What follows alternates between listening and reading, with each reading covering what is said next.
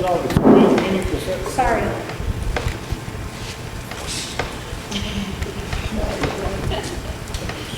Just Looks like a firecracker that's gonna go off. It's gonna go off. I know, everybody's watching it now. Oh, And everybody will be almost. silent. It's like, That's the beginning of the chronicle of the Ferris Peterson 50-year marriage. And we want you to reminisce about, well, all kinds of things about your marriage, but we thought it would be interesting to talk about your respective families a little bit to start with, and where you came from, first of all, and then we'll go into how you met and all that stuff. So, why don't you start, Mom? Where do I start? Begin at the beginning. Yeah. Where are you born? Born in Minneapolis at Abbott Hospital, believe it or not. And we lived on Grand Avenue, 26th and Grand. And when I was about 6 years old, I think, we moved to Glen Lake because Grandpa Ferris thought that we were then 5 children. We should have a big place to play instead of being brought up in the city. So he found this house in Glen Lake. Grandma never saw the house until Grandpa had bought it. And out we went to live at Glen Lake on 12 acres of land. It ran right down to the lake. And Grandma was a little disappointed at first because the house didn't have all the nice things like the sleeping porch and all that we had in the city, but she did love the grounds around it. So that was a happy place to go. I went to the little school in Glen Lake and then the high school in Hopkins. Graduated from the Hopkins High School. Says it was 5 oh, I didn't know. I didn't even know you were born in Abbott either. I didn't know. And I belonged to the National Honor Society, and I took dramatic lessons, and they called it elocution in those days. So I went on to the team in high school, and Hopkins won. I went on then to St. Louis Park High School, and I won there again. At that time, I won a little scholarship, but in those days it was something. Now, what was it you wanted? For elocution, for public speaking, what do they call it in Speech high is school? big now. It's forensics now. Well, forensic, yeah, we didn't have a name like that at the time.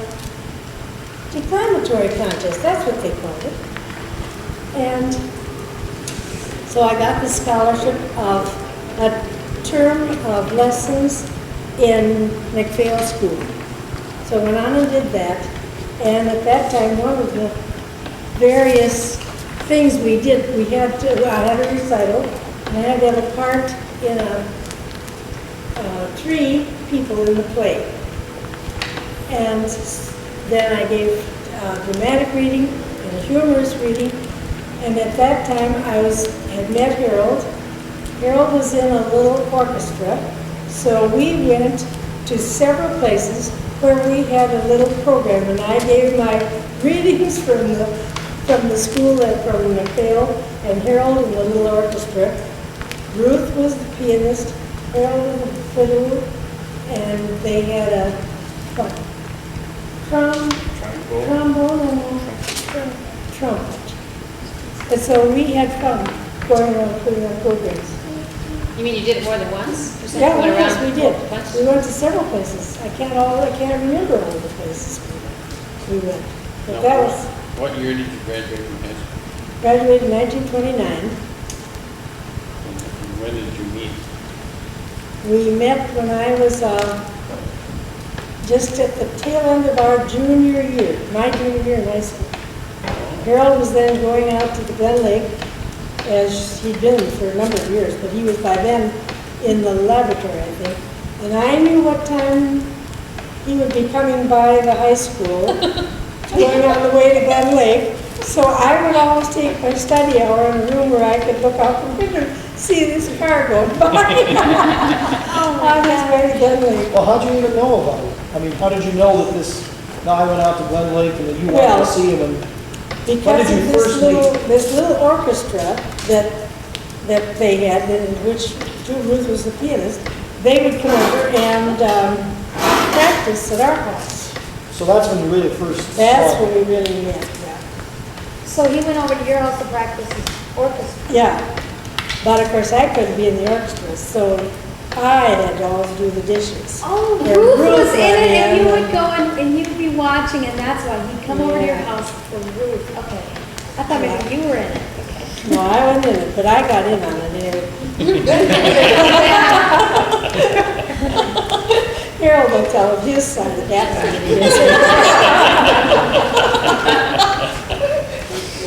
Tell us what the time you were there, we got Shannon and Sutton and all of that, tell us good people. Well, that came a little bit later. Go back, way back just a minute, and you were the middle of all 9 children or middle of the 7 surviving children? Middle of the 7 surviving children. What was the order then of the birth of your brothers and sisters? Ed, and then Ruth, and then Harold, then me, then Bob, and, no, yeah, and then Jack, and then Mary.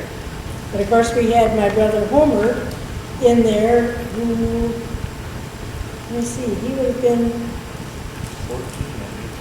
when he died, very suddenly from a septicemia, which is a generalized infection, yes. And he was 14 and you were what at that time? I would have been, well, it was after I met Harold, so I must have been 18, probably. Yeah. So he was after Bob. Mhm. He was 2 years younger than you. Yeah. Then there was And the another, other child that died was a little girl, her name was Janet, by the way, and she was born with a congenital heart. So she only lived to be 6 weeks old. So we didn't And get- where did she come in then? We're not any of us sure, Okay. but I can remember seeing this picture of her, but I don't remember, I don't think I was, I don't know. I don't know at what point. She is terrible now, but you see, only living such a short time that I can't remember. But I brought the little, I saved all my dad's diaries.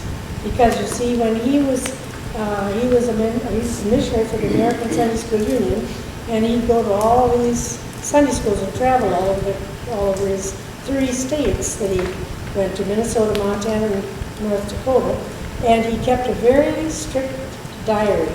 And I looked it up the other day and found the one that he wrote in 1911, which was the year that I was born. And I brought it along, and if we let Harold talk, or if we turned the thing off, I'd go in my room, I brought it. And I'm going to read to you what he put in the book the day that I was born, because it was interesting. Yeah, that would be great. No one seemed to want them. And I said, I would love to have the diaries. Plus, I'd like all of Grandma's notes. Grandma, too, was very good about writing diaries. And Mother and Dad went on many trips with Harold and me. When he would go on a medical trip, invariably he had to carry the equipment to show his films. So it necessitated driving, usually. So we'd drive when we had room enough. So we'd invite my mom and dad to go with us. So Mother was a real good person about writing her travel logs. And so I asked if I might have those, and all the other children said sure. So I got So you saved them all? Yeah, but I haven't had time to go over. Someday I'm going to have time. So your dad was a minister? Yes, And Dad he was didn't have a parish, or did an what was ordained- his mission that you were talking about traveling around? he was an ordained Presbyterian minister, and he was with the American Sunday School Union, which had its headquarters in Philadelphia, And they had missionaries all over the United States, and their work was to organize Sunday schools in rural areas. And then the Sunday school would be encouraged to continue, and pretty soon a church would be formed from that Sunday school. And so many churches were started this way. And Dad started out as just a missionary in a part of Minnesota. And then he was made superintendent, a district superintendent, which included Minnesota, North Dakota, and Montana. So he did a lot of traveling, and it was really sad because Mother had all these children, and she did a wonderful job because Dad was gone so much, particularly over the weekends, which most women had the fun of having their husband home. This was an important year in Dad's life, not only because I was born, but Dad was 35 years old at the time. Ed started school that same year, and I was born, and my grandpa Cruz, who would be Mother's father, died that same year. So there were lots of things in this same diary. And this is what Dad wrote on September 4th, 1911. Today, our little blue-eyed Margaret Dorothy came to our house to board. May our home ever be one that will make her life beautiful, kind, and sweet. Ella, Dad called Mom Ella, although her name was Margaret Ellen. Ella and child are doing well, and we are all happy. Isn't that sweet? Yeah. That was in his Remember telling her any place about his setting up Sunday schools on horseback? No, but he didn't really go on horseback. He traveled around on horseback. Well, a little. Yeah. They had a team of horses that he talked about a lot, that he liked, he was proud of. But, let me see, where did I leave off? Oh, Watkins High School. Well, meaning, watching out the window for Harold. yeah, watching out the window for Harold, that's a wonder I got through high school, really.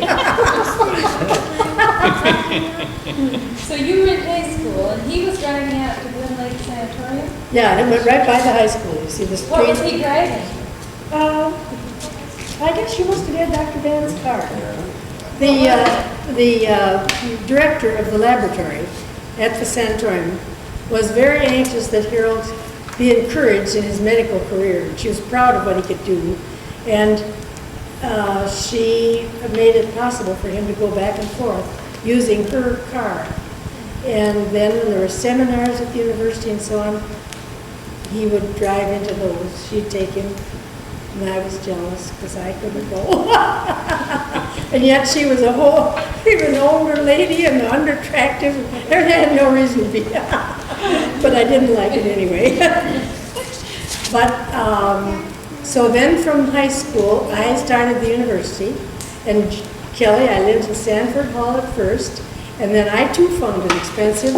And I put my name on an employment list and got a job in a doctor's home, Dr. and Mrs. Boquist, their name was. And I took care of their 2 children, along with going to the university. Well, lo and behold, my mother was going to have a baby, and she didn't have anyone to take care of Jack when Mary was going to be born. So I then had to quit the university and go back home and take care of Jack, so Mom could have Mary. And then that kind of put a squash on my university.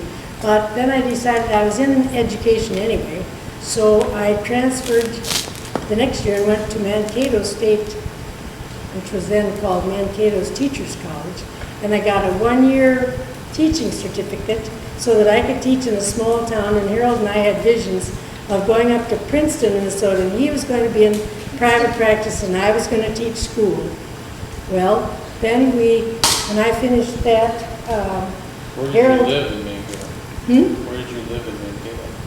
In the dorm. Yep. Harold used to drive down to Mankato and visit me and so forth. And then after that year, by that time you were graduating from university, and he was going into,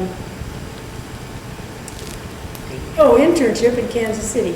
So when he got down there, he found that I could get a course, a one-year course in X-ray technique. So I went down to Kansas City, took this course in X-ray technique, and I had to live, of course, in a place away from the hospital. Harold lived in the hospital with all the interns and the interns' quarters. So we didn't see a lot of one another because he was really busy. But once in a great while, he would let me ride in the ambulance when he went on ambulance calls. And one night, I had a fascinating time because he delivered a little black baby, and I was there and saw it. And that was the first time I'd ever seen a baby delivered. But I finished that course because I decided that if Harold was going to go into radiology, which he already was interested in, I would, because you see there was a lot of radiology in connection with pathology at the Glen Lake Sanatorium, which was a tuberculosis sanatorium.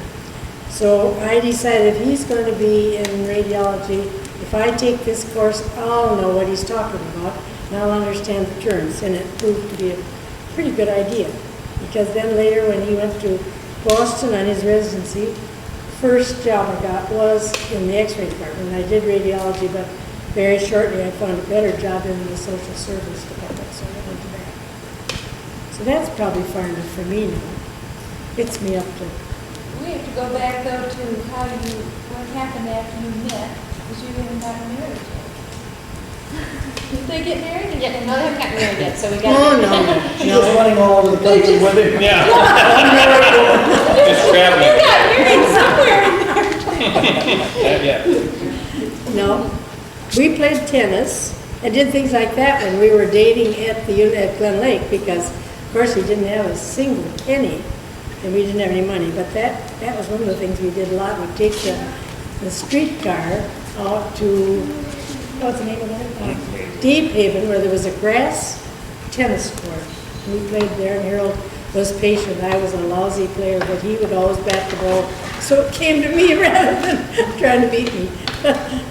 And let's see now, you asked something else. Well, then we planned our wedding while we were in Kansas City so that we'd be married. He finished that in the 1st of July, and we were married in September, 22nd of September. And on the 1st of January, he started his residency in Boston. So for that short period of months, we lived in Glen Lake in the basement, or the lower area, which was really a walkout basement, where Dr. Van Winkle, this doctor at the laboratory, had just built this brand new house on the highest point in Hennepin County. And it was a lovely new house, but we had the basement. And we shared her bathroom, believe it or not, with her up on the next floor up.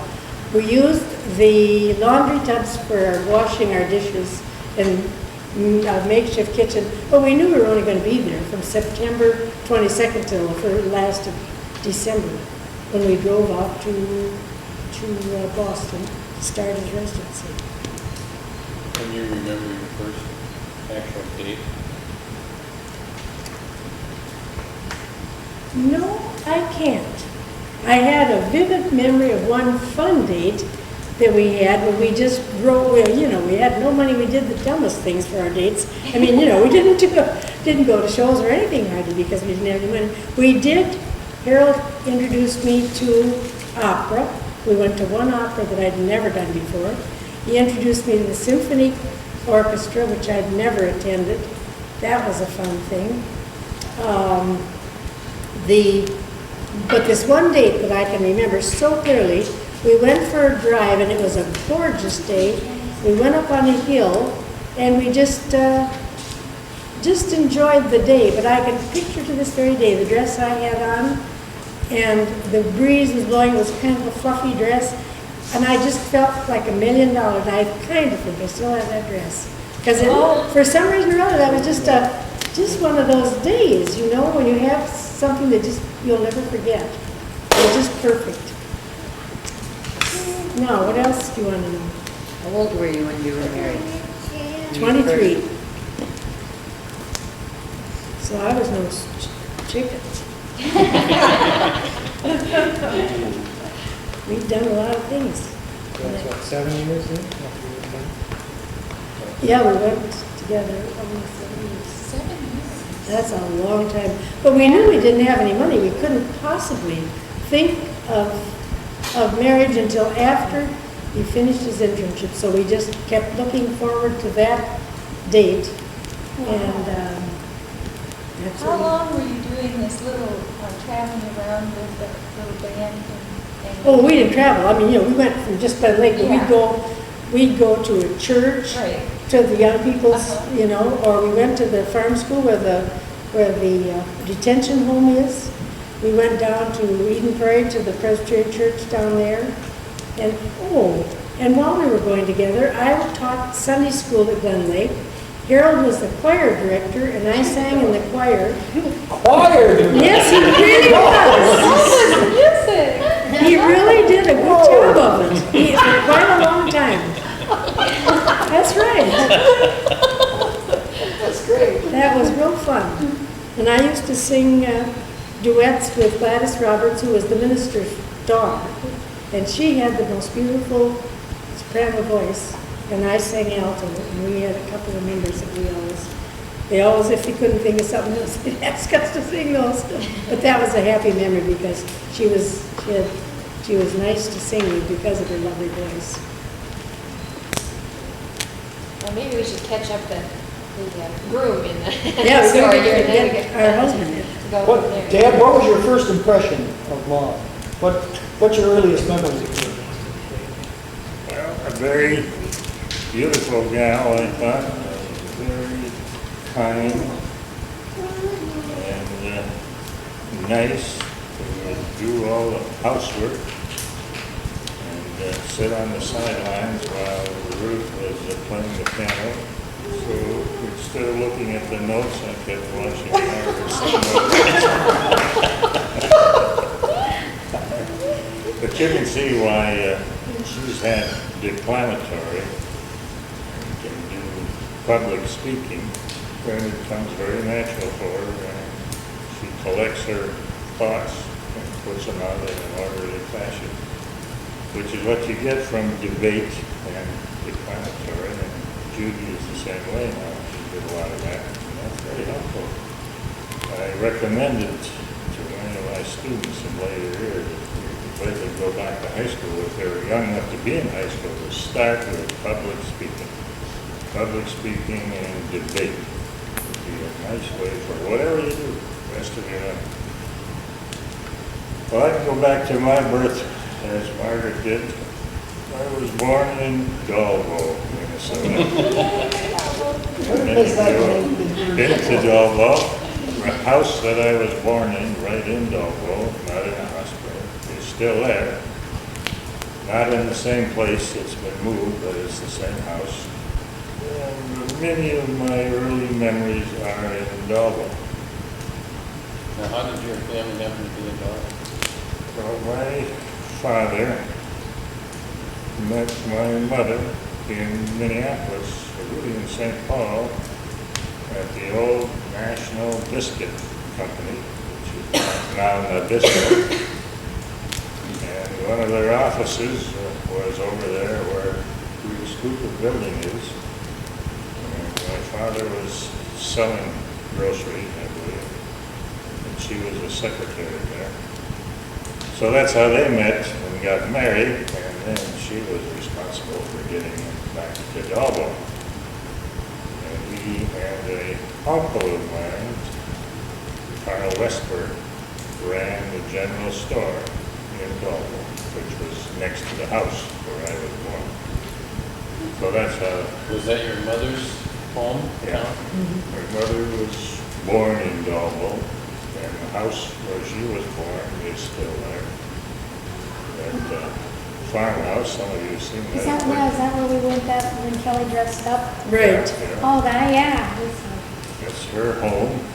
And her parents came from Sweden, and they moved pretty much directly to that area and lived in a sod house or a dirt house to begin with, and then a little better house, and then they built this very nice, to me, still seems like a very nice big brick home where she grew up. She had many sisters, 5 or 6, and most of them settled right around Dalbo to begin with. And 2 of them at least had lots of children. And that's where I spent all my summers as soon as I was about 5 years old. And most of my Christmases.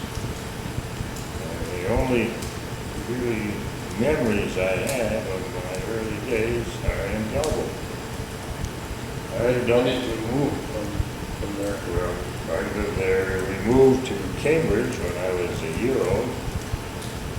Lived in Cambridge only about a year, and then my folks moved to Minneapolis.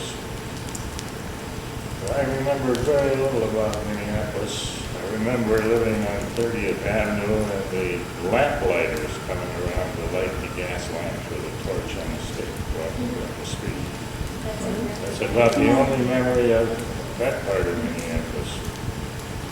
We moved again in Minneapolis to where I grew up, 33rd Avenue. So 3224 is Yeah, that the one? 3224, 33rd Avenue South, and that home is still there. And I think we should go and visit there someday and see who lives there now. I think if they haven't changed the locks, I still have the key.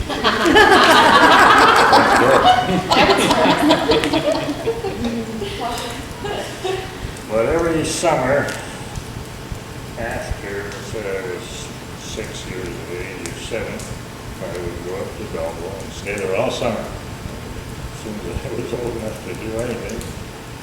And we lived at Nels Matson's farm, which is the one you folks saw very close to Dalbo. He'd have us out in that potato field, 40 acres with a hoe. His 2 boys and myself. Oh, do you remember? All day long, we come in at noon, and we're all eating, and he'd take an hour's sleep, but he'd shove us back out in the potato field all the rest of that time. Did you stay every summer with the Mansons? No, I didn't like it very well at Matson's. I wouldn't, I can see one. But there were 10 children at Wings. That was a great place to go, like a little town all by yourself. Were you working for him at, pulling the potatoes Well, Didn't get any money. without pay. without pay? Board and room. I was a young kid. So, and Westburg's had 7 children at Homestead where my mother grew up. So I'd like to be there too. Now, what was your mother's maiden name? Forsland, which is a changed name from what his name was in Sweden. There were a lot of Olsons. His original name was Olson. He didn't like Olson, like Peterson, those names, so he changed his name. He just picked it out of the air. I think Forsland, F-O-R-S-L-U-N-D. That was Grandpa Forsland. Back in those days, it wasn't such a big thing to change the name. Probably not. I don't know how much effort they had to do to change their name. A lot of the Swedes did that, change their name. So there were a lot of porcelain, didn't you say, around him? A lot of brothers and I sisters? think there were 6 girls and 2 boys. One boy died early, and the other one died in World War I. And then the girls, some of them lived quite old, up to about 90, and I think 2 died of cancer early. One was my mother. She died of cancer in 1930. And the 2 or 3 children of the lady who had died of cancer of the liver, who since died, would be my cousins of cancer of the stomach and pancreas. There was a big cancer history in that side of the family. That Grandma Forsland, your mother's mother, Mother. was the one who was in the Westburg house, or the Wing house, I mean, She lived till really old, didn't she? She was quite old, but she has ended her years at the Westburg House. Oh, it was at the Westford House, okay. Because she's the memory I have of the little old grandma out there in the bed with a nightcap on. That's And right. she would have been the one then that came from Sweden. Yeah, yeah. So in other words, we are within a time span of the ones who came from Sweden Yes. on that side of the And a few years back, Margaret and I had one of the best trips of our life, going back to Sweden and Norway and going to these exact places where both sides of the family grew up, went to the churches, saw the records in the churches. It's a wonderful experience. Baptismal fonts in the churches where they were back then. Both sides, you mean, Yeah. Peterson and Yeah, Norwegian. Norwegian. My father is Norwegian, and we went to his parents' places too. What's the name of the town? Well, on my mother's side, the town where she came from was called Ore, O-R-E, that is her mother. And the one that my grandfather on the Swedish side came from, I can't give you the name right now, but alphabet, it's a little bit odd. And in Norway, I thought this is so important, my father's parents, one of them came from Hurdal, H-U-R-D-A-L, Norway, about 50 miles north of Oslo. And his mother came from a town about 15 miles away called Nannestad, N-A-N-N-E-S-T-A-D. That was one of the nicer experiences that Margaret and I had together, visiting that church and talking to that minister and sitting in his library for about 2 to 3 hours while he went through all these books. And looked up everything and told us a lot. And then the next day he took us in his car out into the hills where he said this should be about the area where your grandparents lived. They would name the parents by their last name would be the area they lived in. And where he lived was a little place called Yiding Center, which I won't bother to spell. He was Peterson from Yiding Center. This minister showed us this area. And the next day, when we met him to go to church, he said we should come to church now. We stopped at the church first and then found the minister living near the church. So we met him then the next morning before church, but we had told him that we really wouldn't understand it. It was all Norwegian. But he said, you won't need to understand it. The very walls will speak to you. And that's about the way it was. But then when his wife came into church, we were sitting in the back row, she leaned over and gave Margaret a little Bible in English, so you can follow the Bible reading at least in English, which she was able to do very well. Well, I got way ahead of the story there in a way, but I don't have much memory of Minneapolis other than the school, the Longfellow School, one level school, that was second floor, spread over a big area. That was constructed when I was about, say, 5, 6 years of age, somewhere in that area. And I was over there climbing around while it was being built. I was on the roof. There was a makeshift ladder that went from the roof. The ladder was nailed to the bricks and the cement. And you would go from the roof down to the basement. The first rung fell out. I got to the basement already, landed in a heap. And it's a pile of dried, hard cement. And of course, I don't remember that much about that. But the next thing I do remember, I was crying and being pulled home on a little wagon by the other kids. And I'm not sure how they got me out of the basement. They pulled me home before my mother, who was the one who did not falling through into the basement. So I had cement in my face in several places. Got some scars left, and this knee was all buckled under. And I remember laying on a couch in our living room, about 2.5, 3 blocks from the school. We got a local doctor from a corner grocery, and kind of looked at it and said, well, it'll be all right, just stay there. So I stayed there for I don't know how long on this couch. Till I finally got up and tried to walk. And eventually was able to walk. No x-rays were made. Of course, it wasn't common to make x-rays. This would be about 1915, something like that. Didn't have any studies really done at all. We didn't have any examining me. And it wasn't laying out straight. It was down there and I spoke to my parents and I could try to straighten it out. So as I grew, I got a tremendous knocking.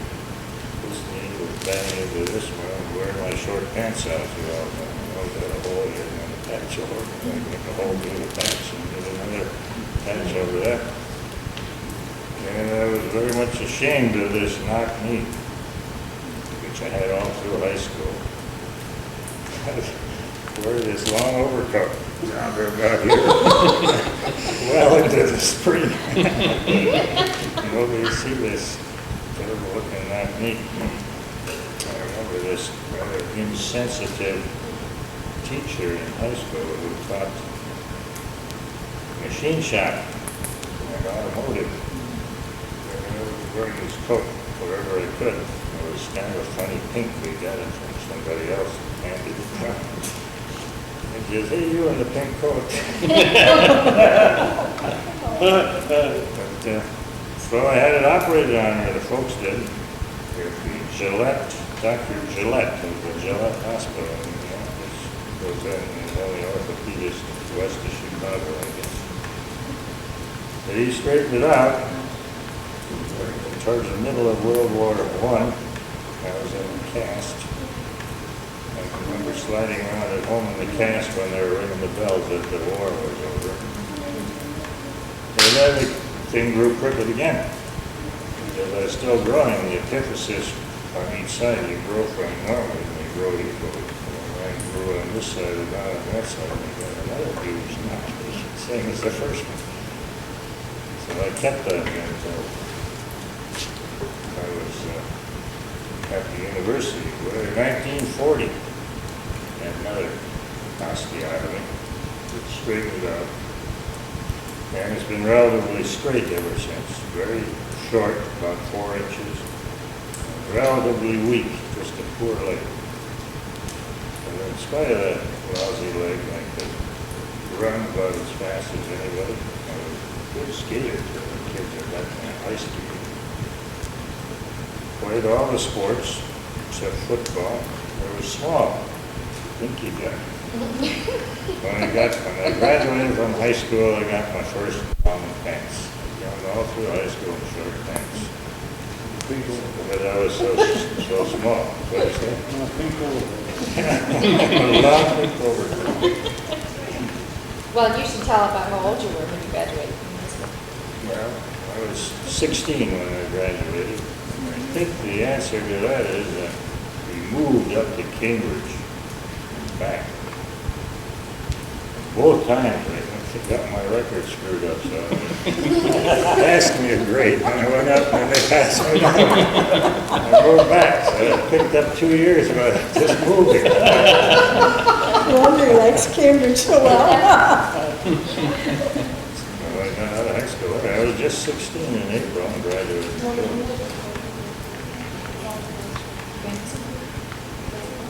Time out. Do you know if your windows were closed? They were open earlier. Your car windows were Oh, I open. closed them. Okay, excuse me. But I don't have many recollections of Minneapolis other than the accident, the injury, and us kids playing something all the time, baseball, and tennis a little later, and basketball. But the home life, I don't remember much of it. I don't remember a single Christmas at home. I was always in Belleville. But I got out of high school. I was so small and looked so young. I went over to the university to register. My father said, if you ever want to really amount to something, and not have to carry a lunch pail, push a time clock, you ought to go to school. So I listened to them, I went over to the university, and they said I was too young to go to university. I looked awfully young, but they let me in anyway.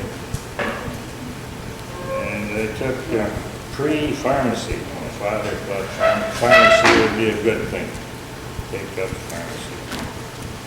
So I did that. Took Latin the first year, English, something else I'd forgotten. And at the end of this first year, the Latin professor, whose name was Cram, C-R-A-M, Cram. Nice name for a professor. He called me in and he said, I don't think you should be a pharmacist.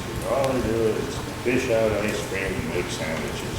You ought to do something better. And I go, what's better? Well, ministry, law, and medicine. Any one of those.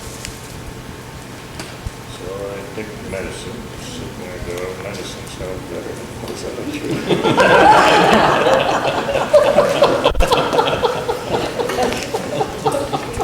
I think some of us ought to take exception to that, but. That summer I went, early summer, I went down to Minneapolis to an employment bureau to get a job for the summer. And they said, well, what are you going to do? And I said, I'm going into medicine. They said, well, we have a job out of Glen Lake. So I go, okay, I'll take the job at Glen Lake. Tuberculosis. Yeah, the TB sanatorium, 1,000-bed TB sanatorium. And I ended up cutting butter, making beds, doing the laundry, janitor work, washing pots and pans in the kitchen. Every known job in the hospital had nothing to do with medicine. I was in the hospital. And we got $45 a month and board and room. And that was pretty good pay, actually. Not much money, but overall, the board and room, as I said, was worth $45 a month.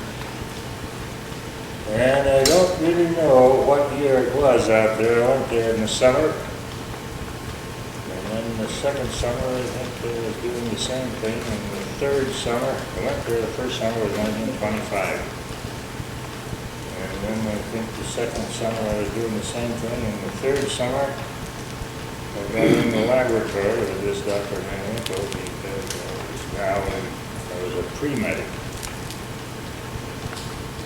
And the exact time that I met Margaret, I'm not all that sure, but it's as she said, we had this orchestra, we practiced in her house. So I saw Margaret, I think her sister Ruth kind of had her eye on me, I'm not sure why. But I had my eye on Margaret. Passed up Ruth. Lucky dog. How did you get into the orchestra? Well, I forgot, I took a lot of violin lessons as a kid. I was never all that good at it. I had this bum leg. We were supposed to stand up to be a good violin player. All on the symphony, you would sit down, and the teacher wanted me to stand up. I remember one time my leg was really poor and weak. Standing there playing the fiddle, I fell down and broke the neck off. But I did play a fair amount. So there were two fellows in the sanatorium who wanted to start an orchestra, this trumpet player and the trombone player. I guess somehow they must have known about Ruth, Margaret's sister. They got her to play the piano, and I was the violin. So the natural place to go to practice was where there was a piano, which was at their house. That house is still there, but it couldn't change by the way. So we did that. So this all evolved as a result of you getting that summer job at Glen Lake? Yeah, that's the whole thing, working in town.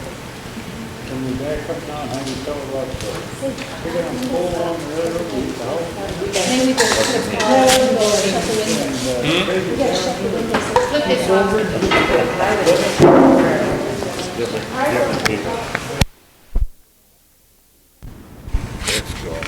Well, since I know so many of you are dog lovers, and you wonder about us and our dogs, when I was a child, we had a dog whose name was Buck.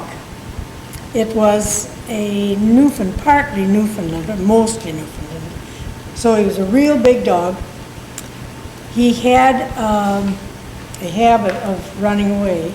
And one of the funny things that Harold remembers about it, because I've told him many times about this too, he would run away and then, but the thing that we were always pleased when he came back again, because we all just loved that dog. We were always afraid someday he'd go and then never come back.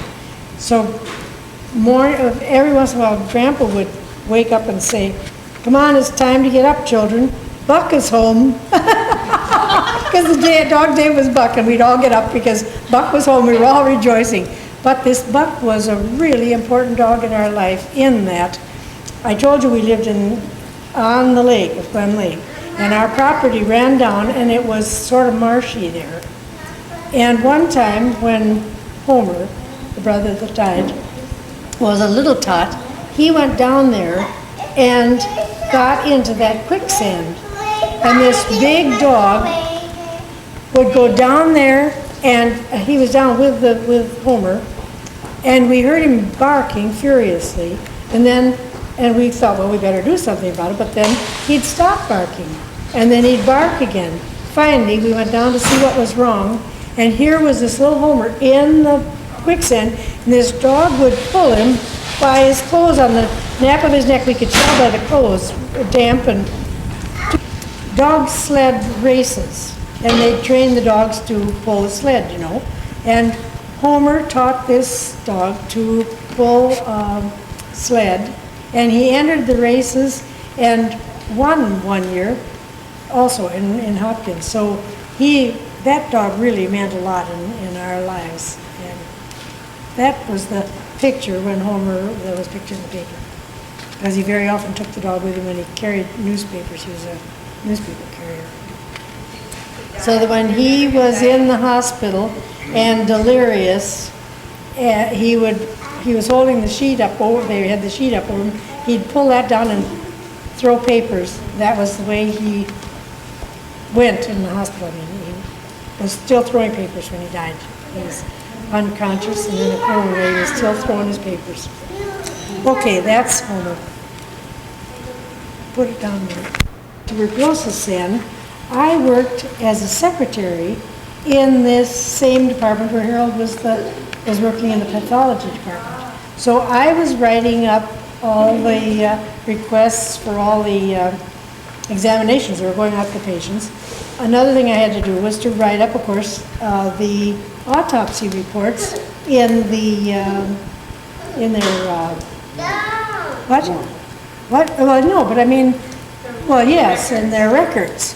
And so consequently, I became very familiar with the reports from there. And so John wanted me to bring up the fact that then one time Harold said, well, wouldn't you like to come down and see an autopsy? Well, so I did. And at the time, I was a little leery, and I didn't really enjoy it, but because I was so familiar with it, I thought it was perfectly appropriate that I do it. And it was interesting. I learned a lot. Great. Okay. That's it.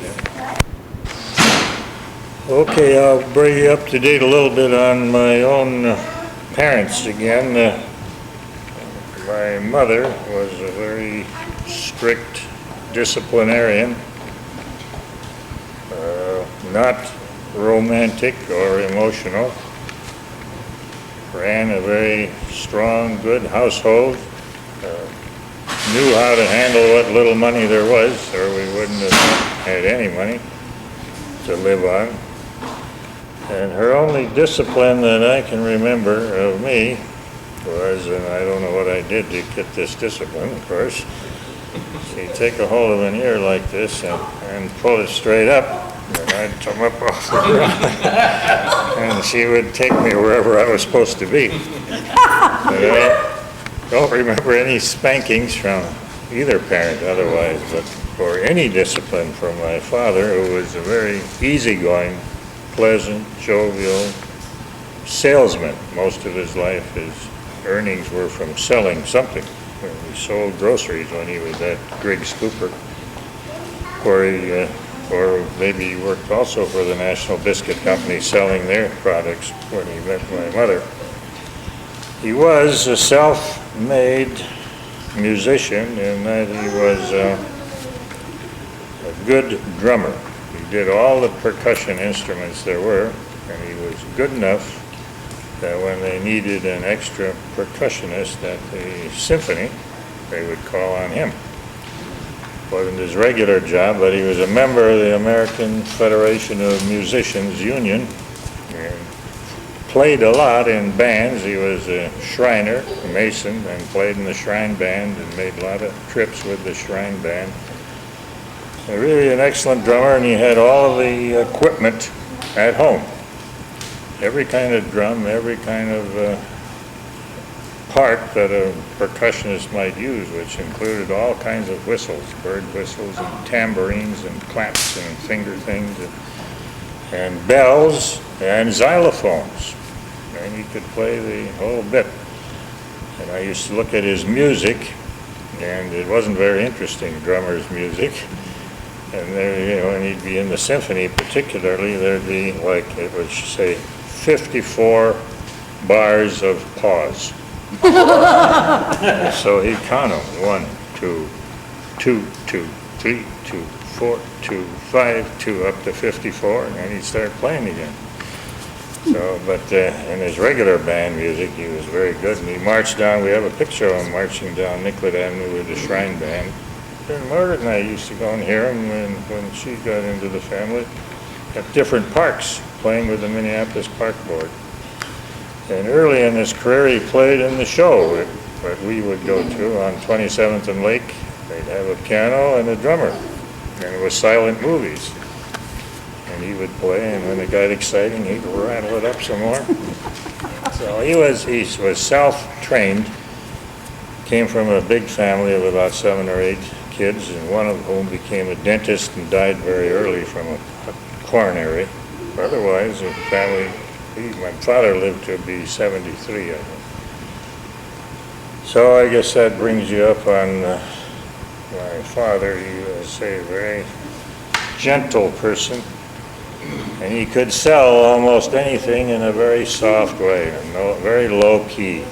People got to know him, and they thought, well, if he's selling it, it must be good, so they'd buy it. He didn't have to sell it.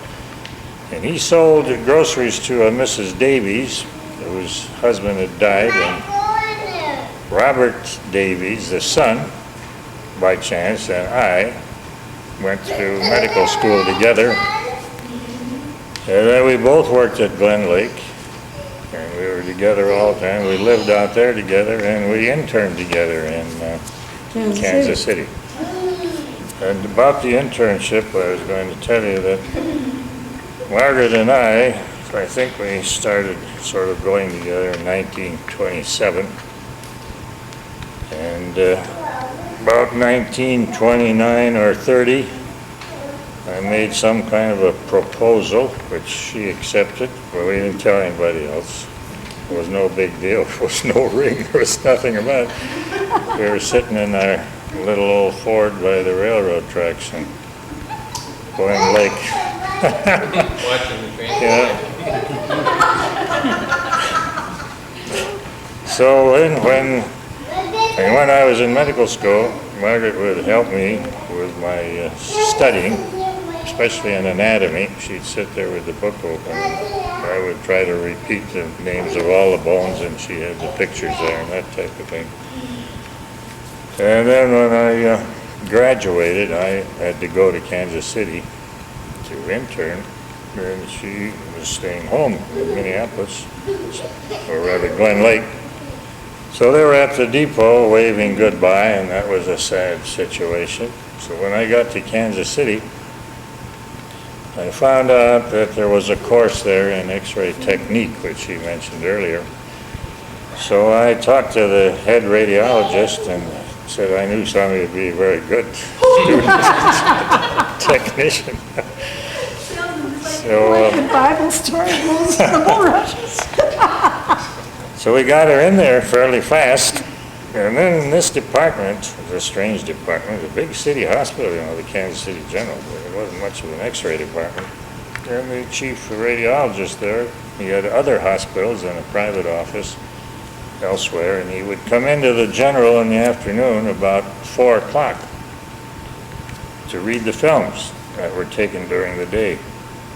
And so he always wanted the technicians to sit around him as he read the film so he could tell them what the mistakes were. Or when the good films showed up. Oh yeah, he'd give me credit too. So every day at 4 o'clock, I happened to be in the X-ray department. And he thought I was interested in X-ray. So I let him think that. And he thought so much about it after a while that one day he called in and he got a hold of me on the phone. I was an intern living in the hospital. I was on call 24 hours a day, every day. There was never a day off in our internship. We'd get off a little bit at night occasionally if we could get somebody to take our call. Otherwise, we were on all the time. Anyway, he called me one day and he said, "Say, I can't make it today. Will you read the films?" So I said, well, I'll go down and look at them, and if they look normal to me, I'll call them normal, and if it's any problem, I'll pile them up for tomorrow. And he said, that's fine. He did that 2-3 times. And this would be unheard of, for an intern to come in and read X-rays. Well, as an upshot of that, he said, you're pretty good at this, and if you'd like some training, I'll call up my former teacher at the Massachusetts General in Boston and see if I can get you in there. Is that Chomsky? No, this is a radiologist in Kansas City. Yeah. So the name of Dan. No, the head of the department in Boston was George Holmes. He'd been there since 1909. So I said, that's fine, and kind of forgot about it. Never expected to hear from him again. And Margaret finished the course. I finished the internship. We went back to Glen Lake. I started that job again there, where I left from, the pathology job at Glen Lake. Was your internship in Kansas City General Pathology? No, general internship. General. I was mentioning the ambulance ride and seeing me deliver a little black baby and so on. The ambulance service was a very busy service there, and there were a lot of blacks in Kansas City. Kansas City had 2 general hospitals, number 1 and number 2. In those days, number 2 was for blacks, but they didn't have an ambulance. So we did the ambulance work for the black hospital, and we pick up the blacks on the streets, cut up or shot up or whatever, and we bring them into the Kansas City General number 2. So we saw an awful lot of very gruesome shootings and stabbings and knifings and that kind of stuff. And actually the ambulance was a rough service. One of our interns was just about killed in an accident riding the ambulance.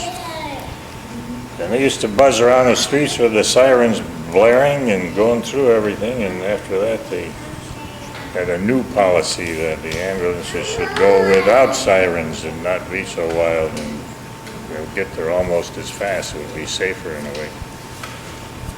But at any rate, we got back to Glen Lake and prepared for the wedding then. I interned from 33 to 34. And the wedding was in September of 34. So I worked for a few months there in the old pathology department and got a call in November, I think it was, from Boston. I didn't know they were ever going to call again. In fact, I'd never talked to anybody. And this old Dr. Holmes, the head of the department, said that they had a vacancy January 1st, and would I be interested? So I said, sure, we'll be there January 1st. So January 26th, or December 26th, 7th, something like that, we had this Ford little Ford coupe. We got in and drove to Boston, and it got there New Year's Eve. It was snowing, messy weather. We didn't have any place to sleep, didn't know anybody really. Wandering around town and no money. And Margaret remembered a missionary, like her father was for the American Sunday School Union, who lived in Boston. And we called him up about midnight, and he let us come over. I think we slept on the floor in his living room. And the next morning, New Year's Day, I reported to the department as a new resident. Of course, there was nobody there. This was a holiday, but January 1st I was supposed to start, and I was there. But that's how we started the residency. And then the next day we prowled around Beacon Hill, found a room for Margaret to live in, which was the front room of a little kind of a funny apartment house on the hill there. And she had sliding doors between her, where she lived, and the rest of the house where the other people lived. And there was no lock on the doors. This was her living room, bedroom. There wasn't any washroom there. She used the general washroom. That's where she lived for the first part of our married life in Boston. And I lived in the hospital. And of course, I will interrupt long enough to say that I'd had absolutely no experience with anybody who was drunk. And the man that was in the room next to me was a fellow that came in every night under the influence, and he didn't know what he was doing and would very often rattle those doors, you know, as if he was going to come into my room. And I was scared, and I was all alone in Harold at the hospital. Boy, I tell you, that room was dreadful for me. But I only stayed. Didn't stay there too long. Well, I think it was like a month or 6 weeks when she scoured around Beacon Hill and found a place right on the top of the hill, which was at one time supposed to be a hospital. It was a little hospital by a queer, well-known surgeon, Codman, who thought the Massachusetts General wasn't doing things right, and he was going to have his own hospital and do it right.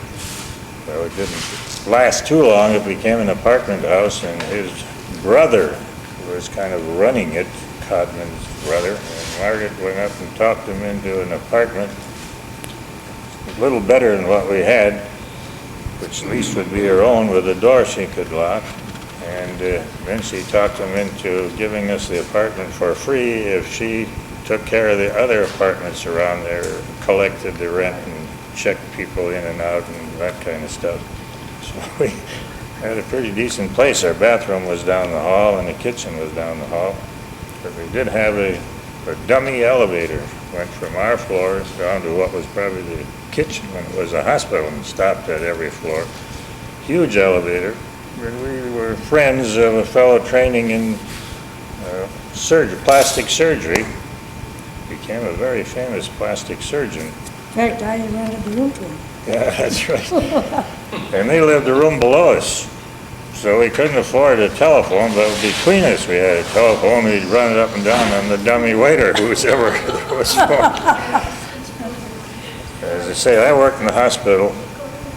Every day was on call 24 hours, except that I could sneak up to this apartment and with this telephone, stay there occasional night. Otherwise, Margaret was alone most of the time. And John was born there in Boston. And Margaret was the best mother you ever saw. She took care of John. She'd take him up on the roof of this apartment house to air him out. Oh, let him have sunshine. And it was, everybody was firing up coal, and there was smoke all over and soot settling down in the crib and all that, but it was a nice airing up there for John. And that's how we spent our first 2 years of really married life outside of Glen Lake. Married in September, went to Boston January, and stayed there for 2 years. So that gets us up fairly to date in that area, in that part Tell of me, OB procedure in those days. Oh yeah, when delivery, well, she went to, her obstetrician's name was Gothal's. And his father was the engineer who built the Panama Canal, which was a tremendous feat in those days to build that canal across Panama. But he was an obstetrician in Boston. And he said, now, if you're going to come to me for obstetrics, you got to do what I want you to do, and that means you stay in the hospital after the delivery 3 weeks. So Margaret had a nice time in the hospital for 3 weeks. The delivery wasn't all that easy. She started to have a labor, and then it stopped, and it just didn't get going. So she was in the hospital 2-3 days extra. And at that time, I had a week off, and I was moonlighting in a nearby town in New Hampshire. So I'd go there in the daytime and drive in at night. And then they, I don't know, I guess they broke the bag of waters and then gave some medications, and finally the thing got going. And I think that the labor itself was about 16 or 18 hours of pretty good pains once they got started. But the end result wasn't too bad. John came out. And then Margaret's mother took the bus from Minneapolis to Boston so she could be there for John's baptism at the Old South Church in downtown Boston. And then Margaret and her mother and John drove this little Ford coupe from Boston back to Minneapolis in about the middle of November. And I was still on duty till the end of December. So I stayed there, and I took Grandma's return bus ticket and got back to Minneapolis late in December. In the meanwhile, while they were home in Minneapolis, he was airing John out all the time. Yeah, but think about the fact that I had to do all the driving. Oh, yeah. All the way from Boston to Minneapolis in that car with this little guy up on the back ledge behind the seat. And we had me driving along. And then when every 4 hours he had to be fed, and I was nursing him, we'd stop the car, nurse the baby, put him back up on the shelf after he was burped, and then into the car and drive again. Oh boy, that's a long way to go. He was 4 months older than me, From August August 12th to sometime November. in November, yeah.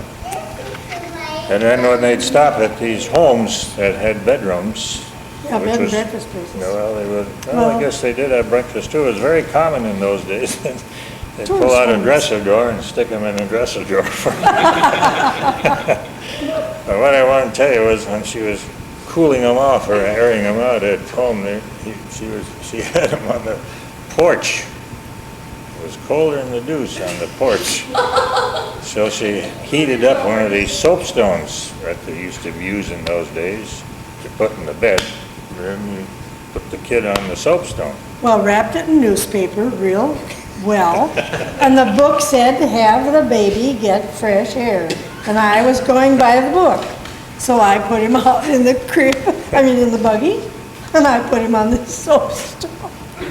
And he was screaming and hollering, and she burned a hole in his bottom about this big.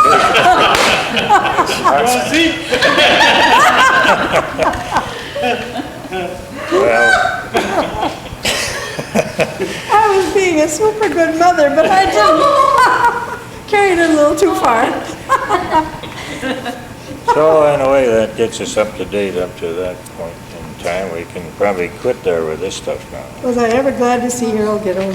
Everything tell us God. about your brothers and sisters. Oh, Oh, yes.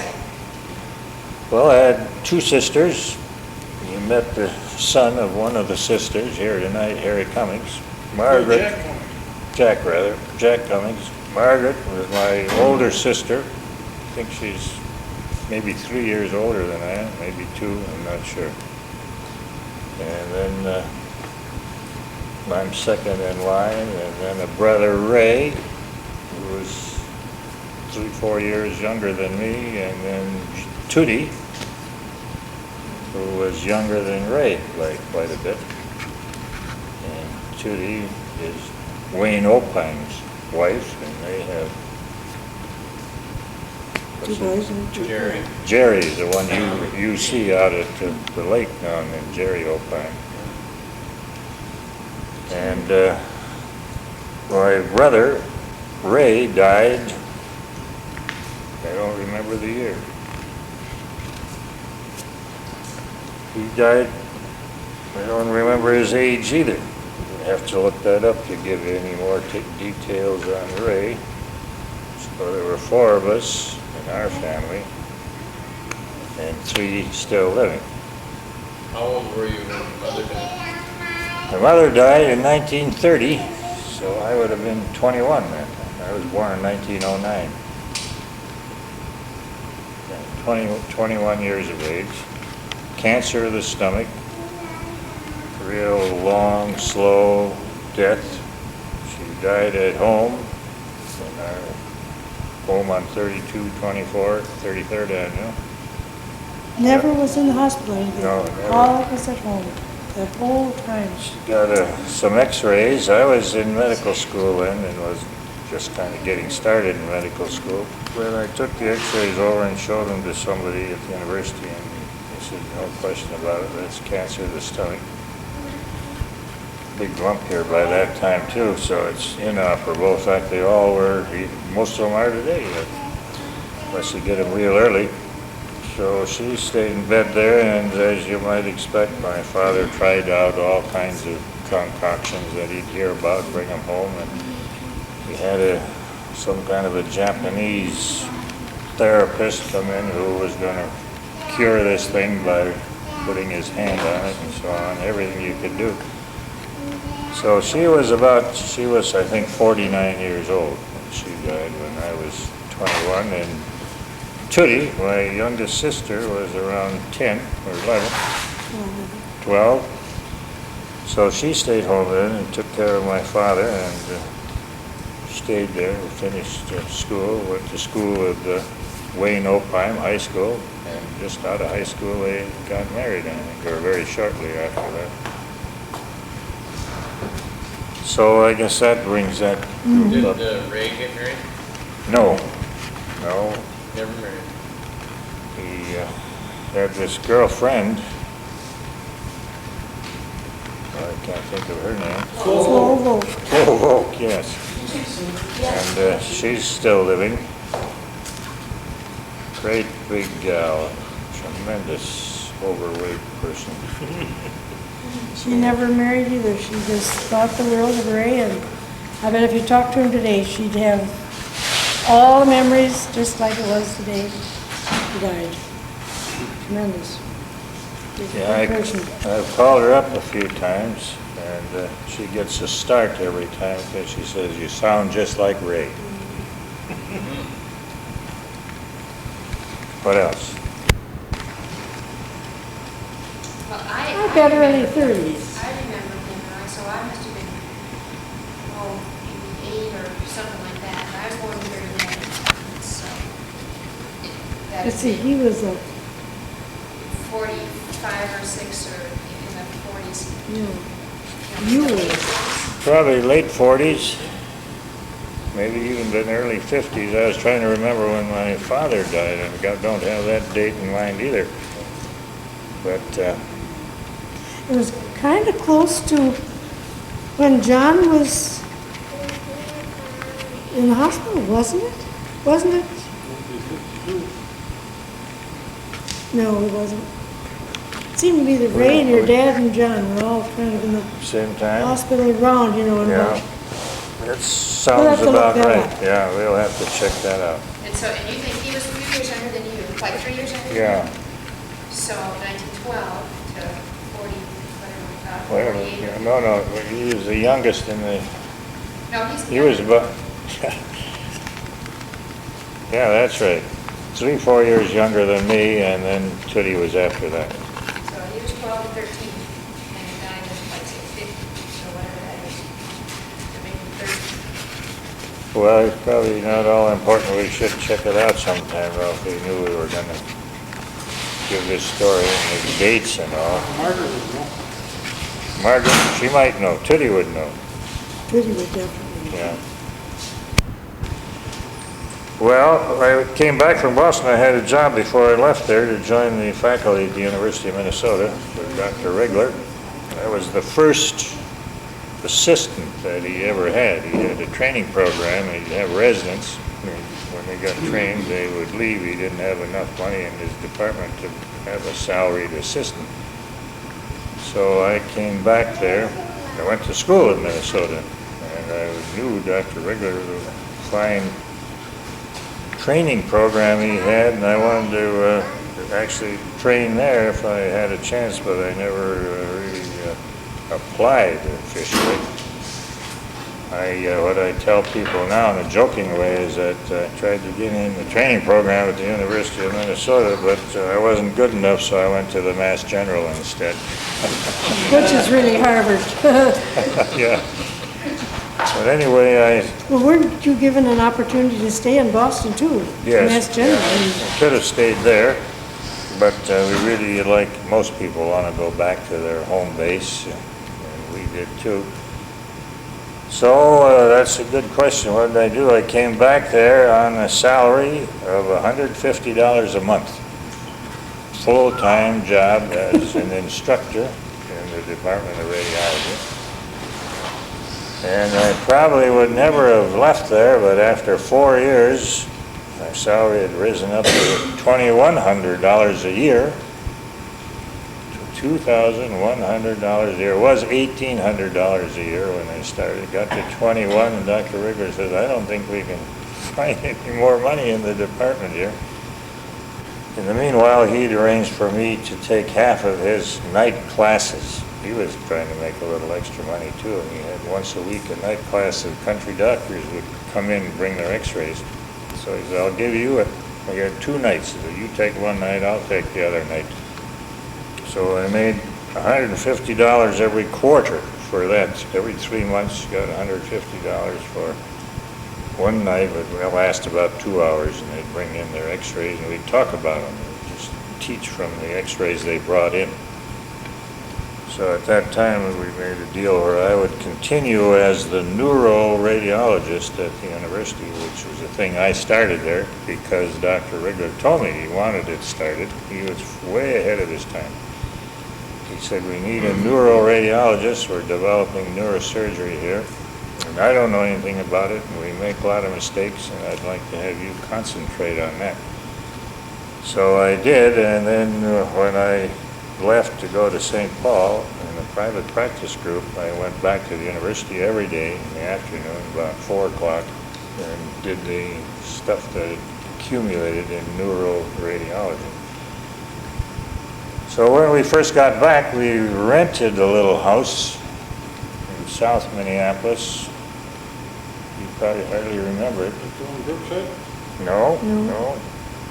Rented, furnished. Yeah, furnished place. I think we were there through a winter, I know, because we had to dig the clinkers out of the furnace every so remember often. that. You remember that? Yeah, I remember going down the shovel and pulled in the morning. Oh, John, you were in a high chair. It was real cold. And we didn't live there very long. We moved to Brookside into a house that Ed Ferris owned. Well, that's where Miracle St. Louis Mile Park, is, sort of. near Byerly's, that new elegant Byerly's.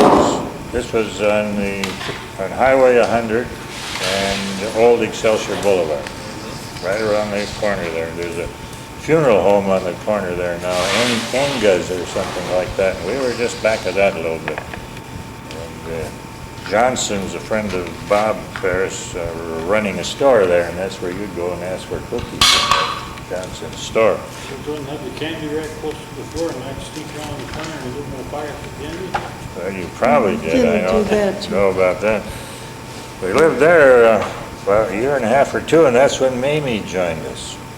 Mamie was going to Northwestern Bible College and lived at our house. And for living at our house, she'd get home early and make dinner, help take care of John, and would take John downtown now and then on the bus. Always with that corner diaper.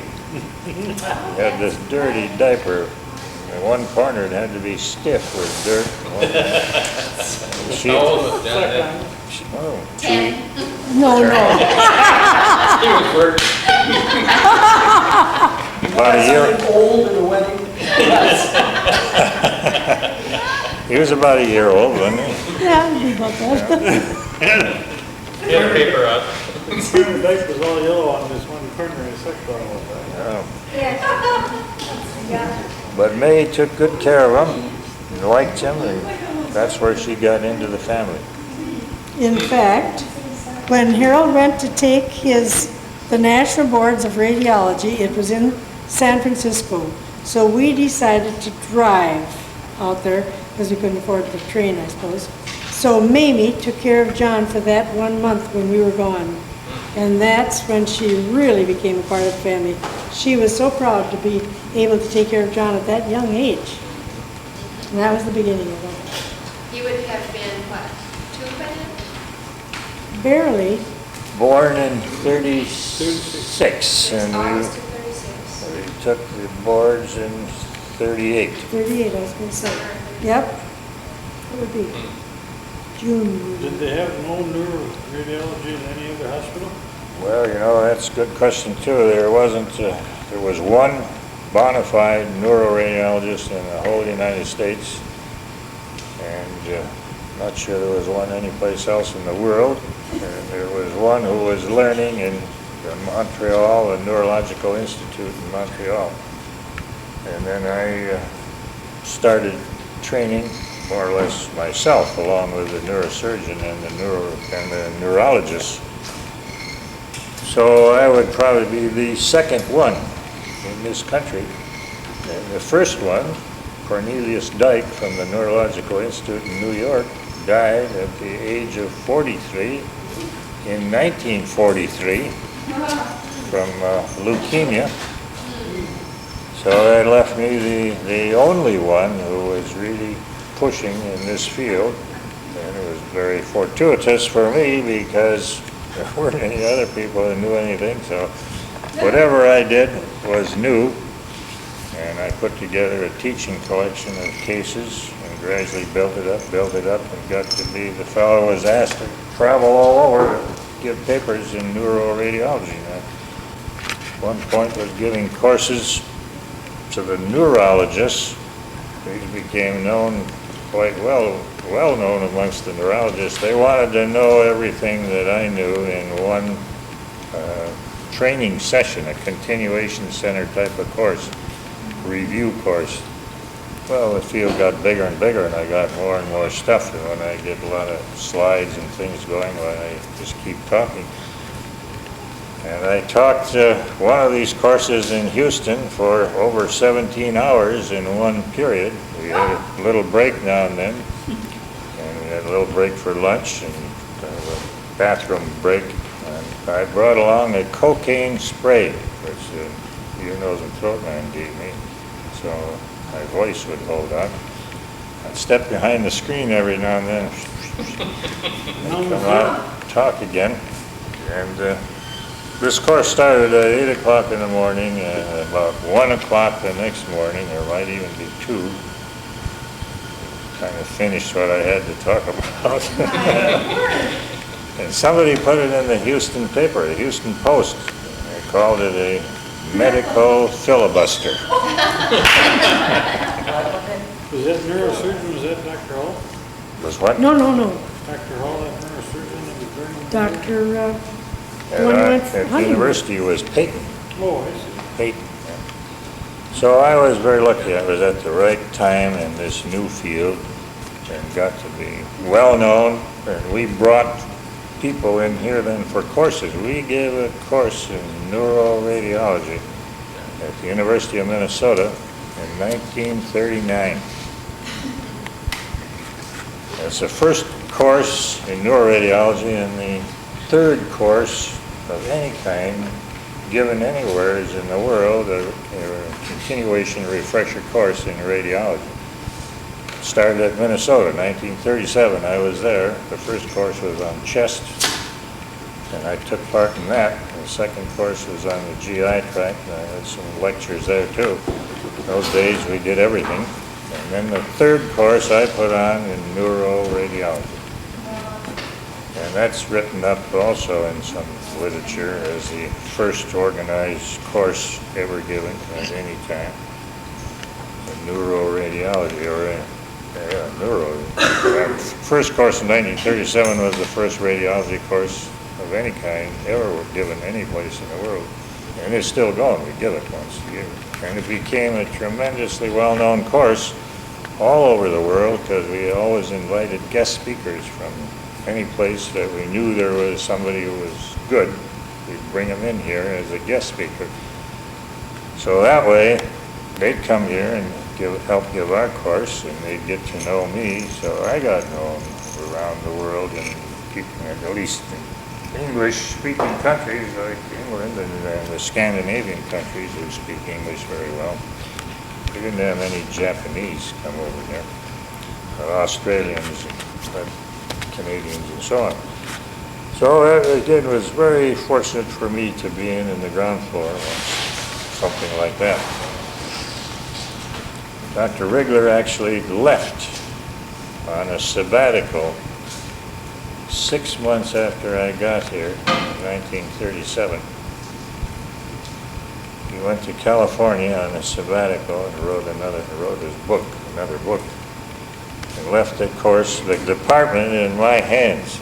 I was an instructor, been there 6 months, 2 years residency in Boston. And he tells a story later on that when he came back, the department was in such good shape they never missed him at all, he says. He was afraid to go away again. But in those days we did everything, and I was pretty good in the GI tract, which I'd learned from Shotsky in Boston. Very good in chest work as I started in the TB center in Glen Lake. I knew the chest pretty well before I went into radiology. And then one of the best chest radiologists was in Boston too, Aubrey Hampton. I studied with him.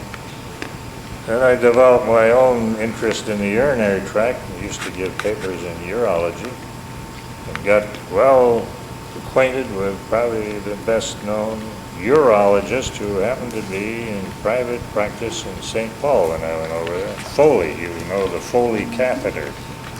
He was a St. Paul urologist, well known the world over for his many little inventions. So I was doing uroradiology and neuroradiology and chest radiology and GI radiology. The general work, bones, we thought that was easy stuff. So that about takes care of some of that stuff. Yep. John and Joanne were present in St. Louis. I don't know how long ago that was. 71, when I got a gold medal there from the American College of Radiology. Valuable medal. It is gold, it's real gold. I got a gold medal from the American Roentgen Ray Society. That's a bigger one. That's real gold. We keep it in the lockbox. You can't stick it out any place, so it's not much good. Can't sit and look at it. It's locked up. Rub it. But I got a lot of honors here and there for having all this opportunity I had to learn neuroradiology in the early days. And for the young folks here, I might say I was no bright, shining student, a lousy student in high school. I remember the English teacher calling me in once and saying, "I know you can do better than that. You're failing." And I must have done a little better. She did pass me, but I was a poor student. At the university, I wasn't all that great. If I would go to the university today, if I applied to medical school today with my record in those days, I would never get in. Never get in at all. It reminds me a little bit of this great Arctic explorer, Amundsen, a very great scientist who was going to the University of Iowa, And he went to this mathematics class the first day. He never came again till the end of the course. Came and took the final examination. He got a 99. The teacher called him in and says, "How come you got a 99? You just came here one day." He said, "Well, if I hadn't come here the first day, I'd gotten 100. But I think just ordinary plugging along. I was a plugger. In my high school annual, well, I was a little guy. Nobody knew I was in high school. I didn't have any girlfriends. I never had a date. I never went to a party, a dance, or nothing. I was in short pants and black stockings.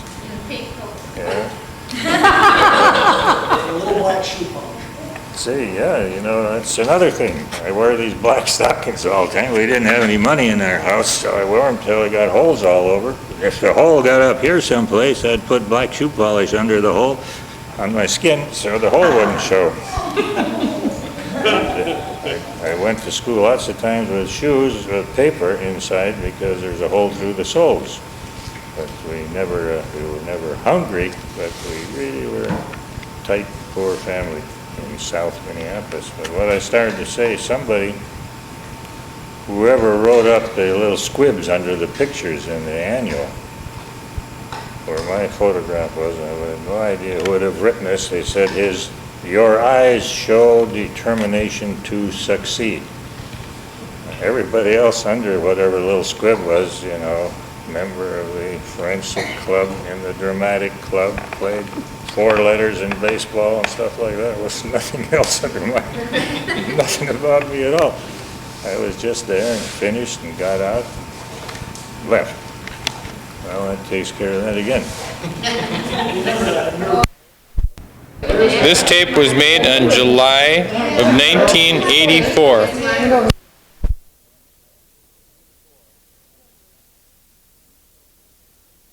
There we go. Did you turn the volume down? We're going to catch up on a little past history, but because of many questions that have been raised by different individuals. So I made a few notes during this quiet period we just had. Silence and reflection. And I'll start back in 1928 with myself, when I moved essentially away from our home in Minneapolis, where I grew up most of my life, and moved to Glen Lake, where I lived the rest of my life until we went on our internship.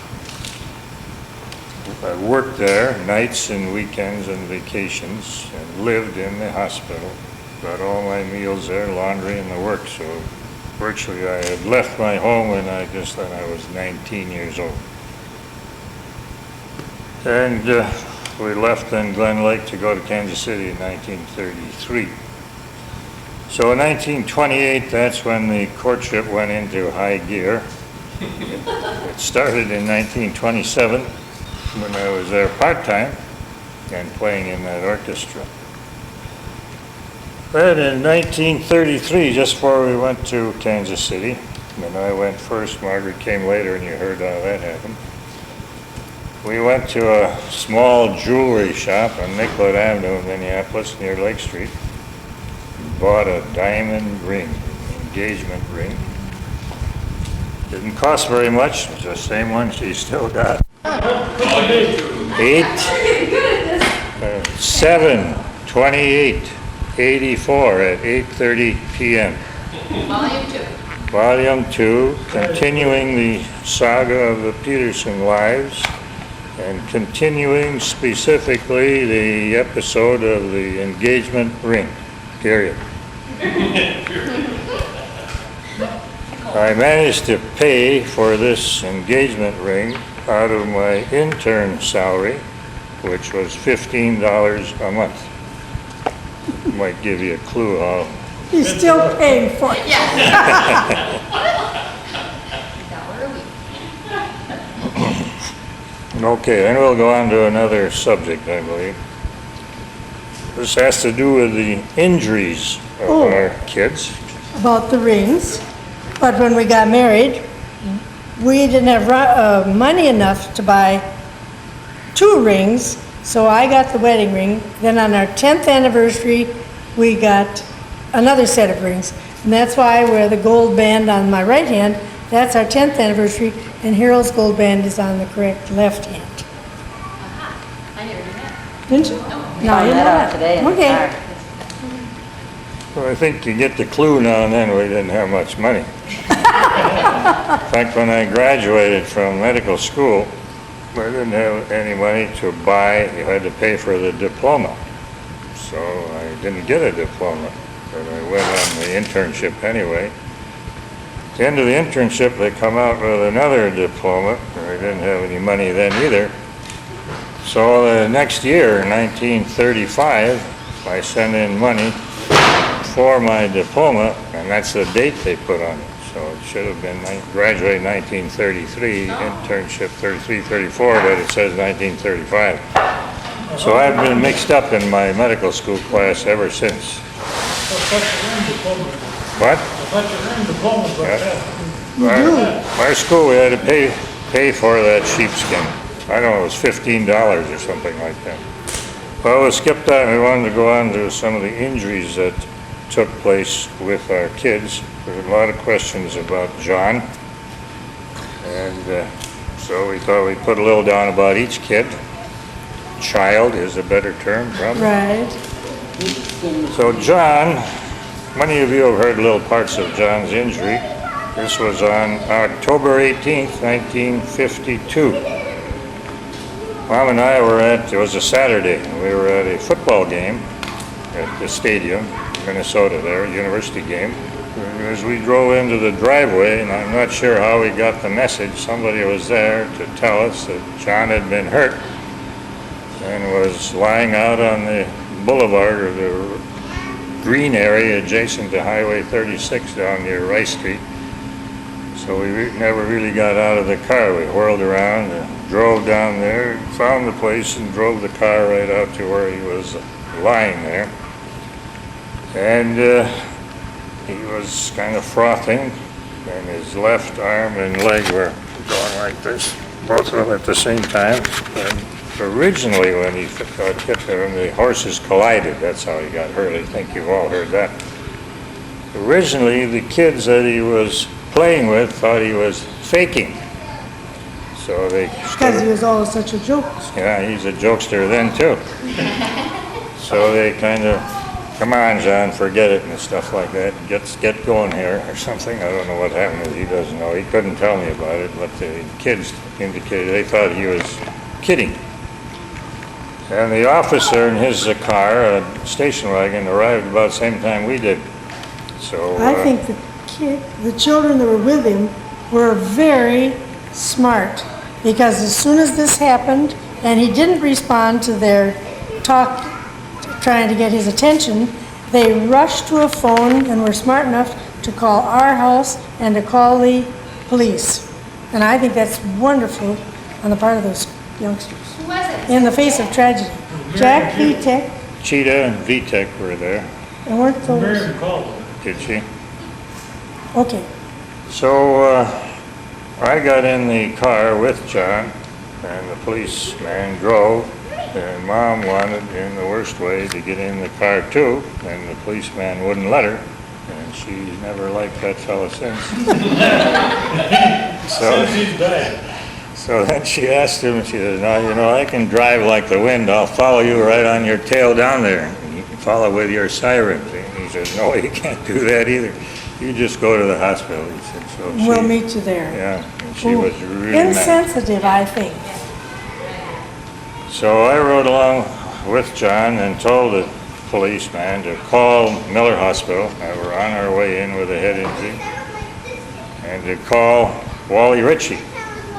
So then he called the central station, and they relayed these messages. But when we got to Miller Hospital, the hospital was ready and waiting for us, and Ritchie was there in seconds almost. Neurosurgeon. Yeah, Ritchie is a neurosurgeon, a very good one, with whom I worked a lot in those days. And so they started oxygen. The first thing, gave them a lot of oxygen, which is about all you can do at the early stage. And start looking for all the vital signs and general examination and that type of thing to see if there's some immediate reason to operate, and there wasn't. And the thing you worry about in these head injury cases, whether they're pouring out blood under the skull and outside the brain, called a subdural hematoma. The reason they're so bad is that your brain box is a closed space. It can't expand. There's no place anything can go. So if you pour something in there, something has to contract or be squashed, and that's the brain. So you get a lot of brain damage if that big blood clot forms. And Rosie knows all about that, especially from the thing that happened in her family not too long ago. Well, there wasn't any indication of that, and John was unconscious and remained this way for, some of us say 5 weeks, some 6, John says 8, and there was somewhere in between there. But anyway, it was a long time. I recall I was going to Red Wing in those days once a week. Every time I got to Red Wing, they'd all wait. First question, how's John? I'd say, no change. It seemed like it went on indefinitely, no change. What did John hit his head on? Was it a collision, I mean, as the two Turf, boys hit? turf. The ground. He fell off the Yeah. horse. Vitek, who was riding on the other horse that hit John's horse, sprained his wrist. Not as bad an injury as I got falling off the rain pipe. And John got that severe injury. And he had no other evidence at all of any injury. I mean, it was just a brain, Just a and matter they of called it a being- brain stem, didn't they, dear? Brain Well, I stem. was going to say Oh, I'm the sorry. subsequent examinations seemed to establish the fact that he would have had to have damage to his brain in at least 3 places. Damage to the brain now would be little hemorrhages inside the brain. In the frontal region, especially on the left side, the frontal lobe, the midbrain, which hooks your brain up to the spinal cord, a small area, a very crucial area. And the third spot was in the posterior fossa here, the cerebellum, which has a lot to do with balance and equilibrium. There are 3 different areas that were involved. Does John remember the collision? I Not wouldn't at all. think so. No, usually you don't. Well, during the course of his hospitalization, they thought that he wasn't getting any better. Nothing was changing. We should do an air study. So the surgeon, before that, drilled some holes in his head, and you can still feel his holes if you'd like to feel them. 4 holes, 2 on each side, tree finds they're called, to look for blood on the surface of the brain. I think it was 4.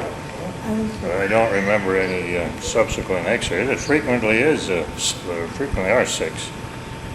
So then we put some air in there, an encephalogram, took a lot of x-rays, and his brain was not displaced in any direction. So there still wasn't anything to do in terms of surgery. So he had intravenous feedings and tube through his nose into his stomach. Can you feel? You got 6, you think? If you got 3 on one side, there'll be 3 on the other too, I think. Intravenous feedings and intragastric feedings. So all this time he was unconscious. And toward the end of that period, he'd smile a little bit now and then. Actually, I think he would hear a little bit. Couldn't really acknowledge it, but he'd smile. That's one of the, or yawn. He did quite a bit of yawning. And those are some of the behavioral characteristics that people do early in life. As babies, you yawn. Something that's right is there with you from the start. You don't have to learn how to yawn. And that's some of the first things that came back. Those primitive things that you can do. Anyway, he gradually recovered then, and I want Grandma to carry on. I marked down here the acute phase and the chronic phase. To carry on through the chronic phase that happened after we got him home. He was hurt on October 18th, and he came home about December 23rd. Just before Christmas, might have been the 24th. You could talk about it in the hospital, the first things that happened there. Well, I went to the hospital every single day. People, friends and so on would come over and be at the house so that I could get away and go to see him. And stay right there to watch for any changes. Being wintertime, some of the days were so bad. One day, I rode down with the milkman, sitting on a milk carton thing, and this milkman was so happy, because he was, Jack, our milkman, was so happy to be a share in the care of John and the concern. So he took me to the hospital that day, and so on. And then we were all watching these signs, and he was making slight changes, so we thought there was evidence that maybe he'd come out. So we watched carefully, and sure enough, one day he blinked his eyes, and then he made a sound. So we tried to get him just to say more and more, and he would just make these sounds. And then we started by learning, and we had him say "ma," and "dad," and then it started coming back. But that first sound, after he made that first sound, we quick dialed Dad down in the X-ray department and told him to listen. And John, we got him to make another sound, and Harold could hear it over the phone. And boy, was that a happy day! And he made real progress after that. Yes, you told him we rented a bed and had his bedroom in the den. Having a downstairs bathroom was a real asset. So he lived on the main floor. And then, as we remember, as he got a little better, we had the physical therapist come over and use the living room floor for all the exercises and that sort of thing. Yeah, that's right, Danville. I couldn't walk or talk at that time, stress that point. I couldn't walk or talk at that point. Oh, we were talking a little, yeah. Barely. Uh-huh. Yep. So, I think that, Well, it was a long recovery period, and as you might guess, I was away from home a lot, working all the time, and the workload was very heavy. So John was home with Mom all the time, and she was teaching him, again, to talk and all this. And they had a very close association, and John every now and then would get kind of sick and tired of having somebody telling him all these things. He'd get madder in the deuce. And Mom had to put up with this, which she's strong and could do, but it wasn't easy to live with John during that time, which I can understand was a difficult time for everybody. Well, that's John's injury, and the others pale into insignificance. Compared to, Jim cut his tongue off. well, that's the best I could recall about Jim. Jim was, What did he do? The best injury. Jim was playing on some kind of a trapeze or something over at the school. yeah. Monkey bars. Either you fell off or somebody kicked you off or what. And then- Oh, climbing up the run. Well, my chin went down all the runs. At least the first, And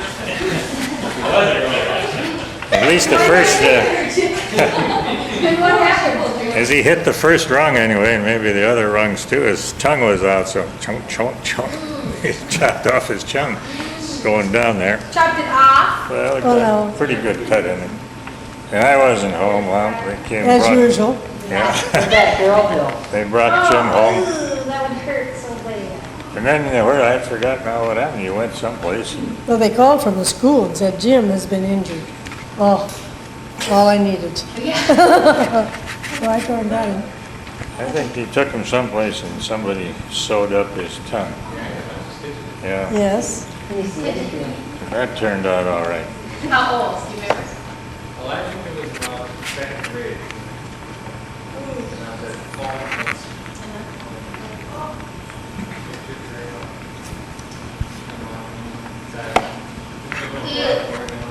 Yeah. Yeah, we should have had Gosh, that. I can't even handle it. Yeah. The next headline here was Dick, and the only thing I could think of there, and might explain some of his behavior since.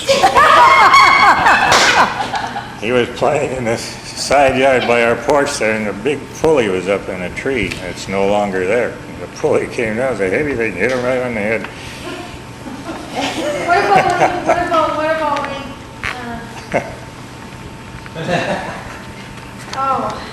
You let the heaven do it. So Grandma came over, and that time I was on the golf course, and she found me there.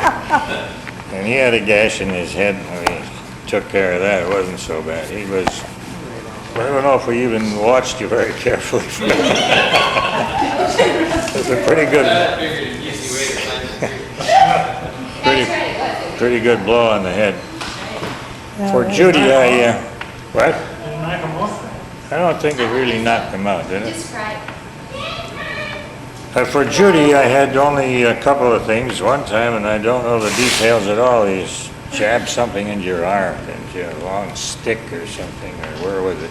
Your leg or arm? And you got a big scar somewhere? Well, yeah, but How did you do that? that was my, I had my cyst removed and I had an incision that was healing. And I knocked the incision against the fence post and opened the incision.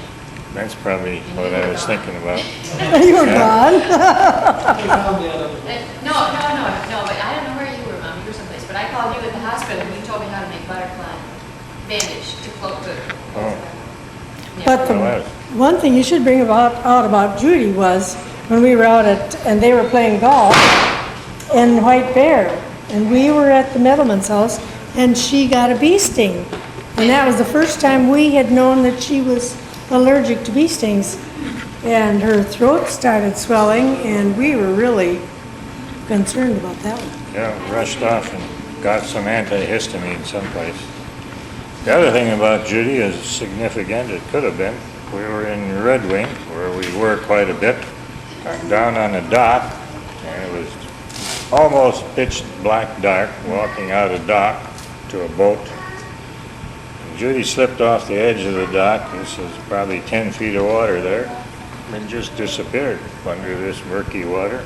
And Ray Hedin, who was closest to her, reached down, got a hold of something, and pulled up, and here's Judy.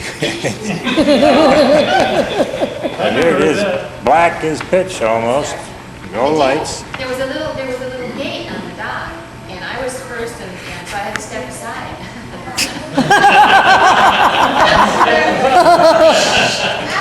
Talk about sinking like a rock. How old was Judy when that happened? 4, I think, 4 or 5. Very, very young, 4 or 5 years of Did age. it scare you? It sure did after the fact. At the time I didn't know what was happening, but when I couldn't breathe anymore, I figured it out. That was potentially very, very dangerous. Have to dive down in there and then find her, and this was in a river, water was moving a bit. Really something else. I had little suspenders on, something that I had on me, grabbing my suspenders. Those are the major catastrophes. We didn't have a lot of trouble with our family. John, forgot about John, broke a bone in his hand once, so he didn't bother to treat it or x-ray it or anything else. Took 2 extras. We didn't x-ray it till a long time later. It was all healed, and I told him, say you busted a bone. He says, yeah, you didn't do anything about it either. Probably went to bed, look at it. Yeah, that's right. You dislocated your shoulder or something. Take some, oh yeah. Dick had a football injury. Forgot that. He broke his collarbone in football. He was such a valuable player, they put a cast on him and kept him in there the next week because he was the kicker for the team. So he'd kick the point after touchdown, the whole team would make a circle around him so they couldn't knock him down again. Dick the Toe. Yeah, Dick the Toe. Then Do you boys remember the time that I went to visit a lady that lived on the River Road? And I went in to visit her, and I knew I'd not be there long. So I told you to play along by the River Road and be careful, but I didn't realize. And they went over by the cliff, and Jim, being the youngest, slid down.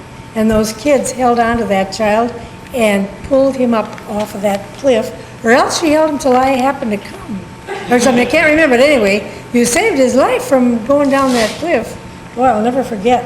Here, I was doing a good turn visiting a sick person, yes. Who helped her, Dad? Practically losing one of my own children. Yeah, Dick Oh. and someone else, or just Dick? Yeah, Dick and I think that you were there, or John. It was two of the children. Oh, Dad turns it off. Well, there's a lot of peripheral talk here. Gotta save these cassettes. Then, I have scrapes with the law. These are- Okay, I'm excited to hear this one. Let's have Dad go first. I guess I had it cornered. Well, I just wanted to add to it now. The first one is John. The sheriff came up in the backyard one day. John and I were out putting up fence. And the sheriff practically latched onto John and talked to him a little while and talked to me. And he was accusing John of having shot a horse in the neighboring area. And he wanted to check his gun, which he did. Looked at the gun and smelled of it. And it turned out somebody had shot a horse in that barn that was by, or near that barn there. And people knew John around there as a Texan and a gunman and this and that. So he was the first suspect. But he didn't go to jail that time. Then we had another one with, where's my next one here? Dick. Yay. Dick had a real scrape with the law, and I won't go into the details. Go into the details. Details. But I know it started as a kind of a harmless party. You want to continue, Dick? Yeah. Or shall we drop out of it? I'd like to hear your version. Well, I had very little evidence or knowledge of anything till I got that one phone call. One phone call Dick was allowed to make from jail. So here's your dying phone call. Yeah, Let's hear it. he could make one phone call and he called me. So I went down and got him out of jail. What did you do? And that part I don't know. You didn't even ask Gramps, you just went and got him? I went and got him, and he looked pretty healthy and no scars and no anything, so I wasn't all that concerned. I know we went to court with him afterwards in Roseville. We had a court with a judge there, Judge Frankie, I think it was, wasn't it? Yeah. And I don't know why they put him in jail, but I got him out. And you didn't even get mad at him or anything? No, I didn't. Remember you kept me in for a year? I couldn't even say one thing. We were so glad to have him home again. I bet he understood, didn't he, Gramps? Let's hear your version, Dick. What'd you do? Yeah, just tell us what you did. Well, because, No, yeah. it was an innocent little party. Is that time you were stealing cars? No, that's what we were accused of. Well, let's hear it, Dad. It was a New Year's Eve party, Yeah? and we decided that it would be kind of fun after the party was over to rent a motel nearby, the Paul Hudson Motel. And so we took our girlfriends home, and we went over to this motel and checked in under false names. And then pulled over to where the motel was, and had a 1947 Chevy at that time, which matched the description of a carload of kids who had just robbed a gas station, stolen the car, and taken off. And so we were sitting in there innocently finishing the evening of Fun. fun and frivolity. And all of a sudden there was a pounding at the door, and we opened the door. 4 police officers raced into the room, grabbed us all, guns drawn, said you're under arrest, and took us downtown. And then when they got downtown, they found out, in fact, the car that I was driving was not a car. These other people, but we still were arrested for false identification. I think maybe we had a little 3-2 here. So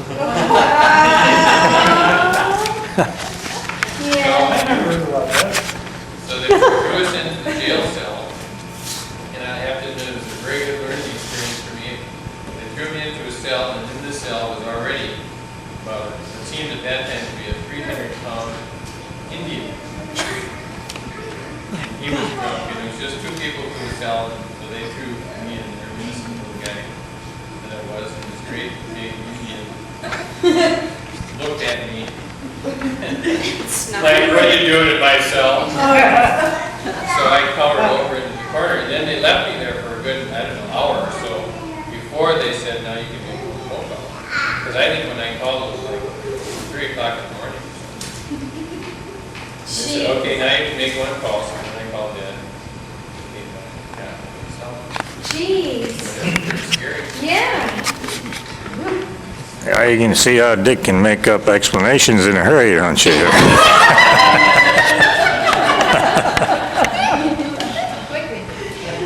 Okay.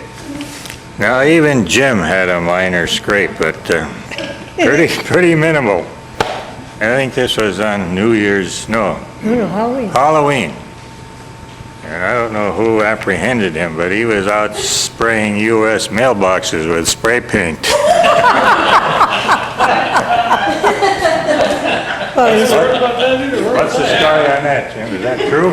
No, that's back truth to it. That's what legal training does for you. No, he was spraying things, weren't you? And there was a mailbox was among the things. You didn't go out and spray mailboxes. No, we were spraying houses. To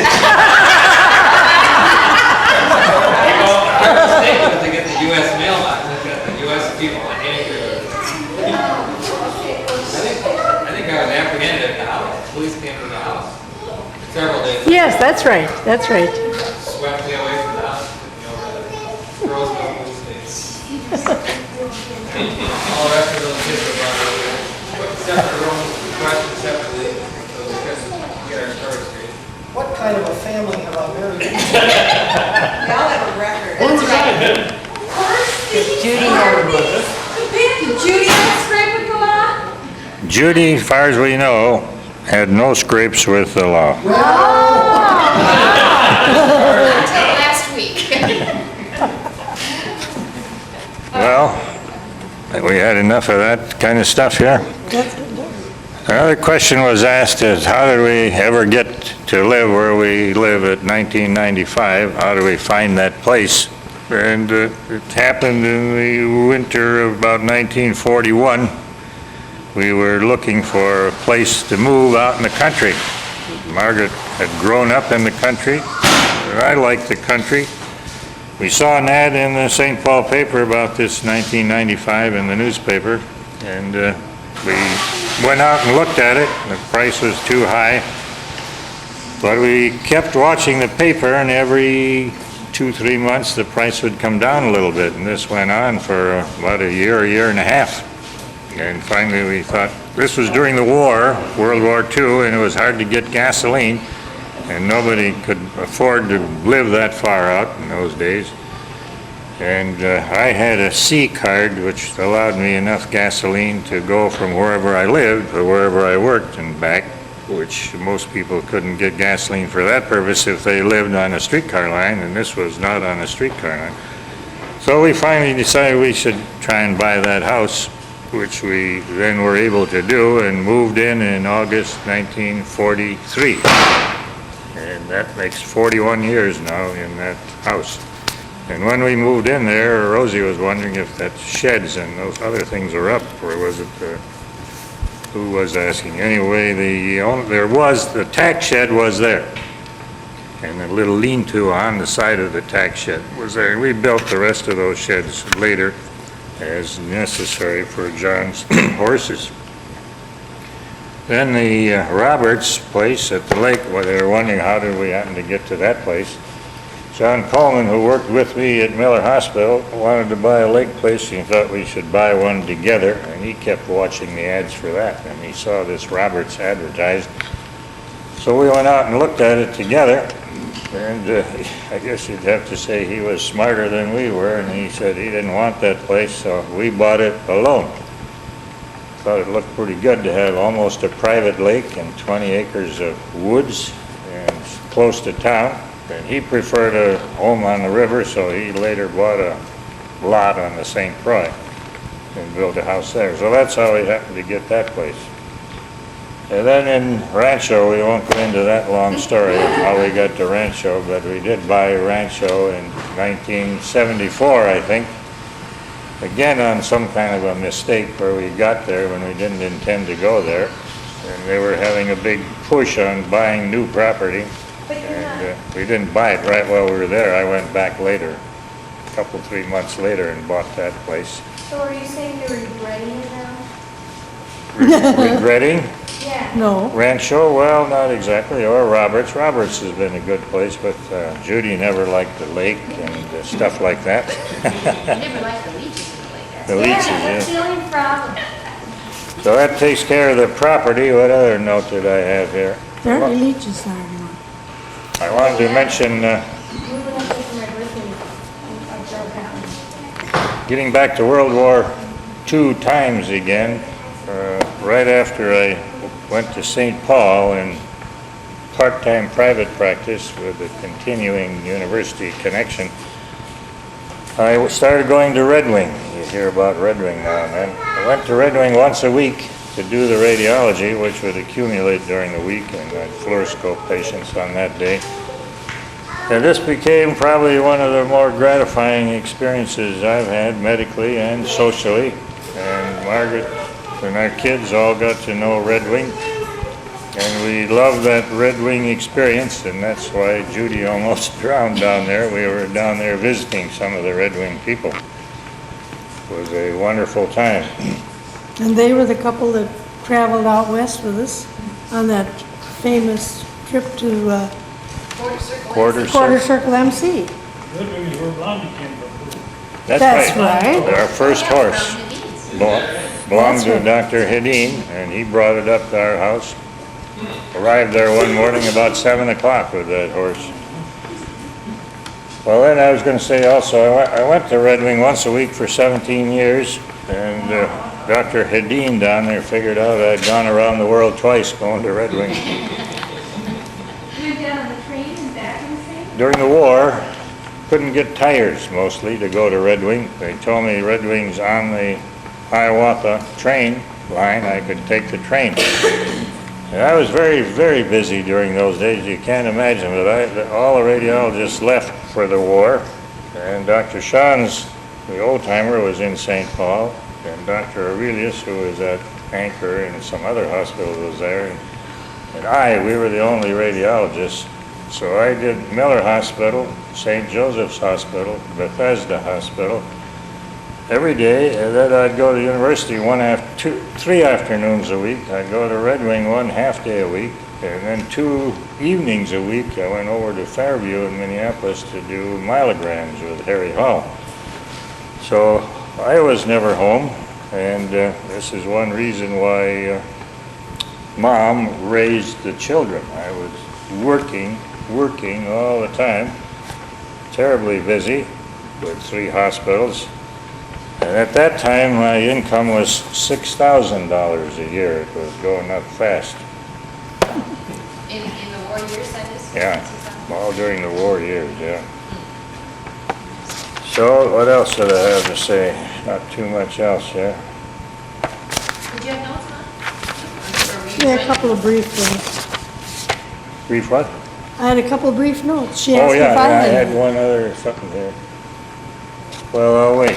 I'll turn it over to Mom. Well, mine were just unimportant, but they were questions that have been asked. Judy asked about my dad, coming from Canada, and whether any of his family were here and that sort of thing. He was one of a large family of, I think, 7 or 8 children, and he was the only one who decided to come to the United States. He wanted to go to Moody Bible Institute in Chicago. So he came, and then he found this was where he wanted to live. So consequently, he left his whole family in Canada, and he was the only one here. So that answers Julie's question. Oh, and the only other thing was, when we were driving, Judy and I were driving, and Dave, from Minneapolis the other day, we went by the old General Hospital, Minneapolis General Hospital. And I said, how well I remember that hospital, because when I was 17 or 18, I don't know which it was, I got a very, very, very terribly sore throat. And they did some cultures, and I had too many white cells or something, so that it was too few white cells. And it looked like I had a diphtheria. So immediately they put me in isolation. The only hospital that had an isolation department was that old General. And the isolation department was the porch. And here we, one in isolation, we're laying out on that porch in this sore throat, trying to get the nurse to come give us a drink of water or answer any of our needs. We could hardly make them hear us. So I'll never forget that hospital. Jude said, "Why, Mom, I never heard that story before." And Harold was then in medical school, so he could put on his white coat and come in and see me, although I was in isolation. None of my family could come and see me or anything. And I was there maybe a week, 10 days probably. Yeah, that was a... And it didn't prove to be diphtheria, but No. it was a bad It was a disease. scary time because aplastic anemia, agranulocytosis, you lose certain blood cells, very serious, you don't have any resistance. And that's what the doctors at the SAN were thinking, that these cases can be fatal. So we were very much concerned at the time, but it cleared up and it wasn't diphtheria. What else? You had something else on your list. No. The only thing that I have to say as kind of a final note in my thinking is that because of my background and my family having had a very Christian oriented belief and background, our faith meant a lot to us, and it was a living faith. It wasn't just attending church, but it was something that was in everything we did, and that carried through into my marriage. And when I was having all these tough times and all these tragedies and the heavy workload and having Harold gone and I had responsibility, if it hadn't been my faith, I don't think I'd have ever been able to handle it. But whenever we had any big problem, my first thought, as was Harold's, I think, together was, where do we seek help? And that was our first thought was our church and our friends in the church. And it's a meaningful thing, and I'll never regret it. And it still is a very important part of our marriage. Yes, Mom is I was going to say a little bit about Mom here. She is what seems like contradictory things to talk about in the first place. She's a romanticist who lives by her heart. At the same time, she's a strong person, very strong. She can take almost anything and handle it. That's, I think, related to her very strong faith. She thinks with her heart, and whatever comes along like that, she speaks out right away. She comes on strong now, and I think some of you have noticed occasionally. She blurts it out. There's nothing held back. An extremely loving person, and I think those qualities have made her able to put up with me these many, many years. And I meant to say, and she forgot, someone asked about her tuberculosis. She worked in the sanatorium, and like I did, and we both picked up the tubercle bacillus there, and I had a little x-ray lesion that didn't amount to much, and I treated it by playing tennis and that type of thing. It gradually went away, and I never had any more trouble. Momsky's lesion, I don't think, was that evident ever, and not until years and years later, we went to Boston with Fred and Ruth, I think, and she was coughing something fierce all the way to Boston. And we got back and had some studies, and she had a active pulmonary leak, full-blown tuberculosis, positive sputum, which she contracted originally in Glen Lake Sanatorium way back, say, 1930 or something like that. So she got the new treatment, rifampin, which was a great discovery. I was in the hospital, I think, for like 2 or 3 days, as compared to 2 to 3 or 4 years when we were at the SAN. The treatment was rest, and nothing really very good. Now she's out of the hospital in about 3 days. Sputum is negative in 7 to 10 days, and the thing cleared right up. And then the doggone thing recurred again, or something came back. X-ray changes, worrisome, and this time she had bronchoscopy. Now that's no easy procedure, but she's tough. And they put this scope down and look in all through the lungs. You see beautifully, these new scopes they have 2 side arms so that I could watch. At the same time the operator was going down all the bronchi. I was looking in the other end of the scope. It was an excellent view. Womsky's laying there, and we're talking about her bronchi and stuff, and everything looked good in the bronchoscope. And I don't remember now. We went back on rifampin again. I don't think we did. I think it's cleared up, but this bronchoscopy was necessary because there was some question, could it be a tumor? And we didn't find it. And then Kelly, and that's why Kelly and I went to those little 4 shots. Because we're able to We get had a 2. TV show that on Tuberculin the test. family. Yeah. Yeah, and it's like hereditary, isn't it? Well, now I think that clears up a few notes I made here, and it's dark enough now. Unless you got some questions, Dick has a question. One more question, and that is, I'd like to have Mom talk about when you had that very serious cancer. Repeat Yeah, the you forgot question. That's a main trauma.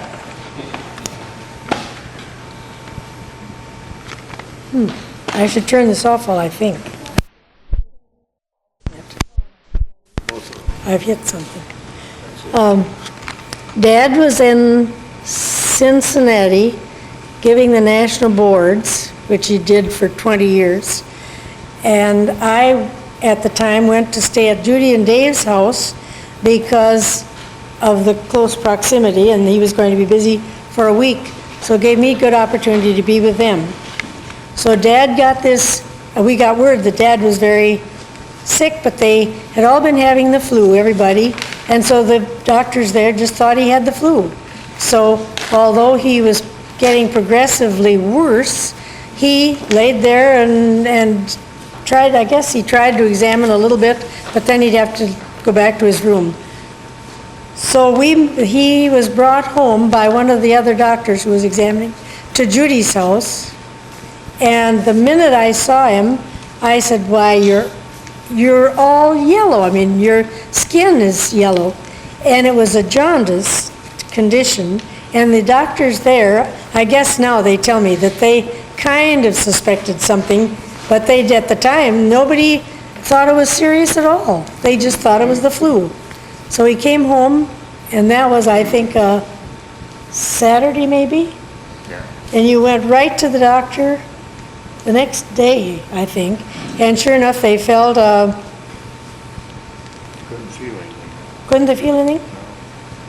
Well, now, I shouldn't be telling this, except for the fact that then when he was put in the hospital, and he had the surgery, and thank goodness all of you children were around to give me the strength to carry through, and there we were, all 4 children and the spouses of the ones that were married, sat there for 8 hours waiting to hear what the answer was going to be. And he was so well loved in the hospital, at Miller Hospital, by the whole staff, that different ones would go in to the surgery, and then they'd come out and reassure us that it was such and such, or to tell us how the surgery was going. They didn't know the outcome, but they would sort of make us feel better about it. And and keep us informed. But there again, our faith was what I think carried us through, and it seemed like a miracle to me. And the night before Dad was to have the surgery, he and I went down to the little chapel together. And then the next morning, when we had said, wished him well when he went into surgery, again, I returned to the chapel. And to me, it gave me the strength to carry through. And I highly recommend that that's a good basis for your lives, for you, and through your marriage and everything else. It gives you strength if you put Jesus Christ in the center of your life. And I will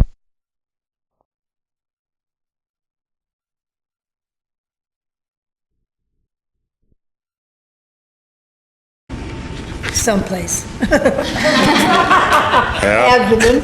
I'll finish Mom's story right now. She did have a real firm, hard mass high up here, right in the middle of the upper abdomen. And the best bet's cancer of the liver, big one. And the test showed a mass in the liver.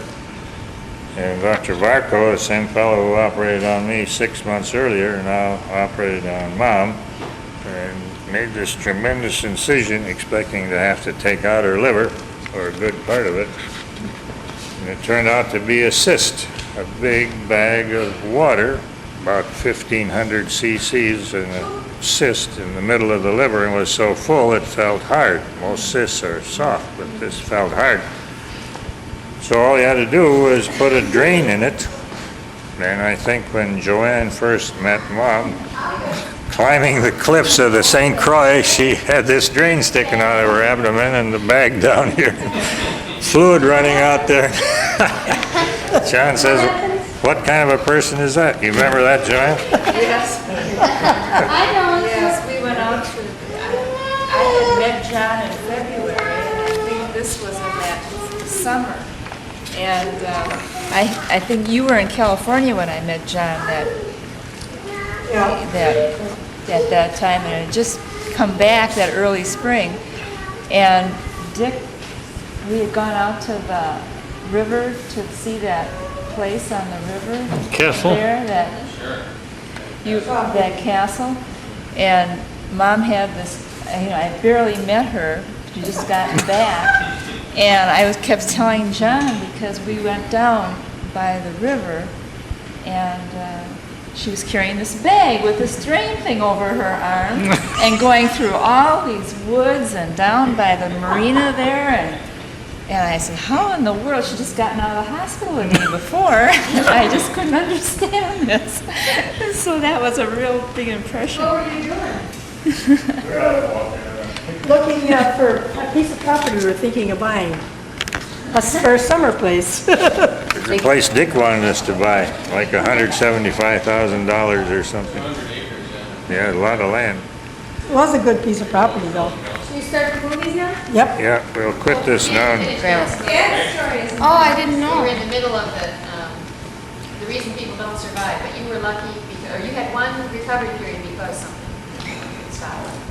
Or one period where you felt better, or something else. Oh, yeah, that's before surgery. The reason that I had my jaundice lessened and I felt a little better, and the reason was that the part of this tumor got rotten, or necrotic is a better word, and it sloughed off into the bowel, small bowel, which opened the duct temporarily from the liver, so it began to drain out again, so I was improving just by getting drainage, because these cancers, cancer of the pancreas, until it's huge, there's no real symptoms. It has to do something like block the duct from the liver, which is what it did, and then the duct opened, so I was beginning to feel better.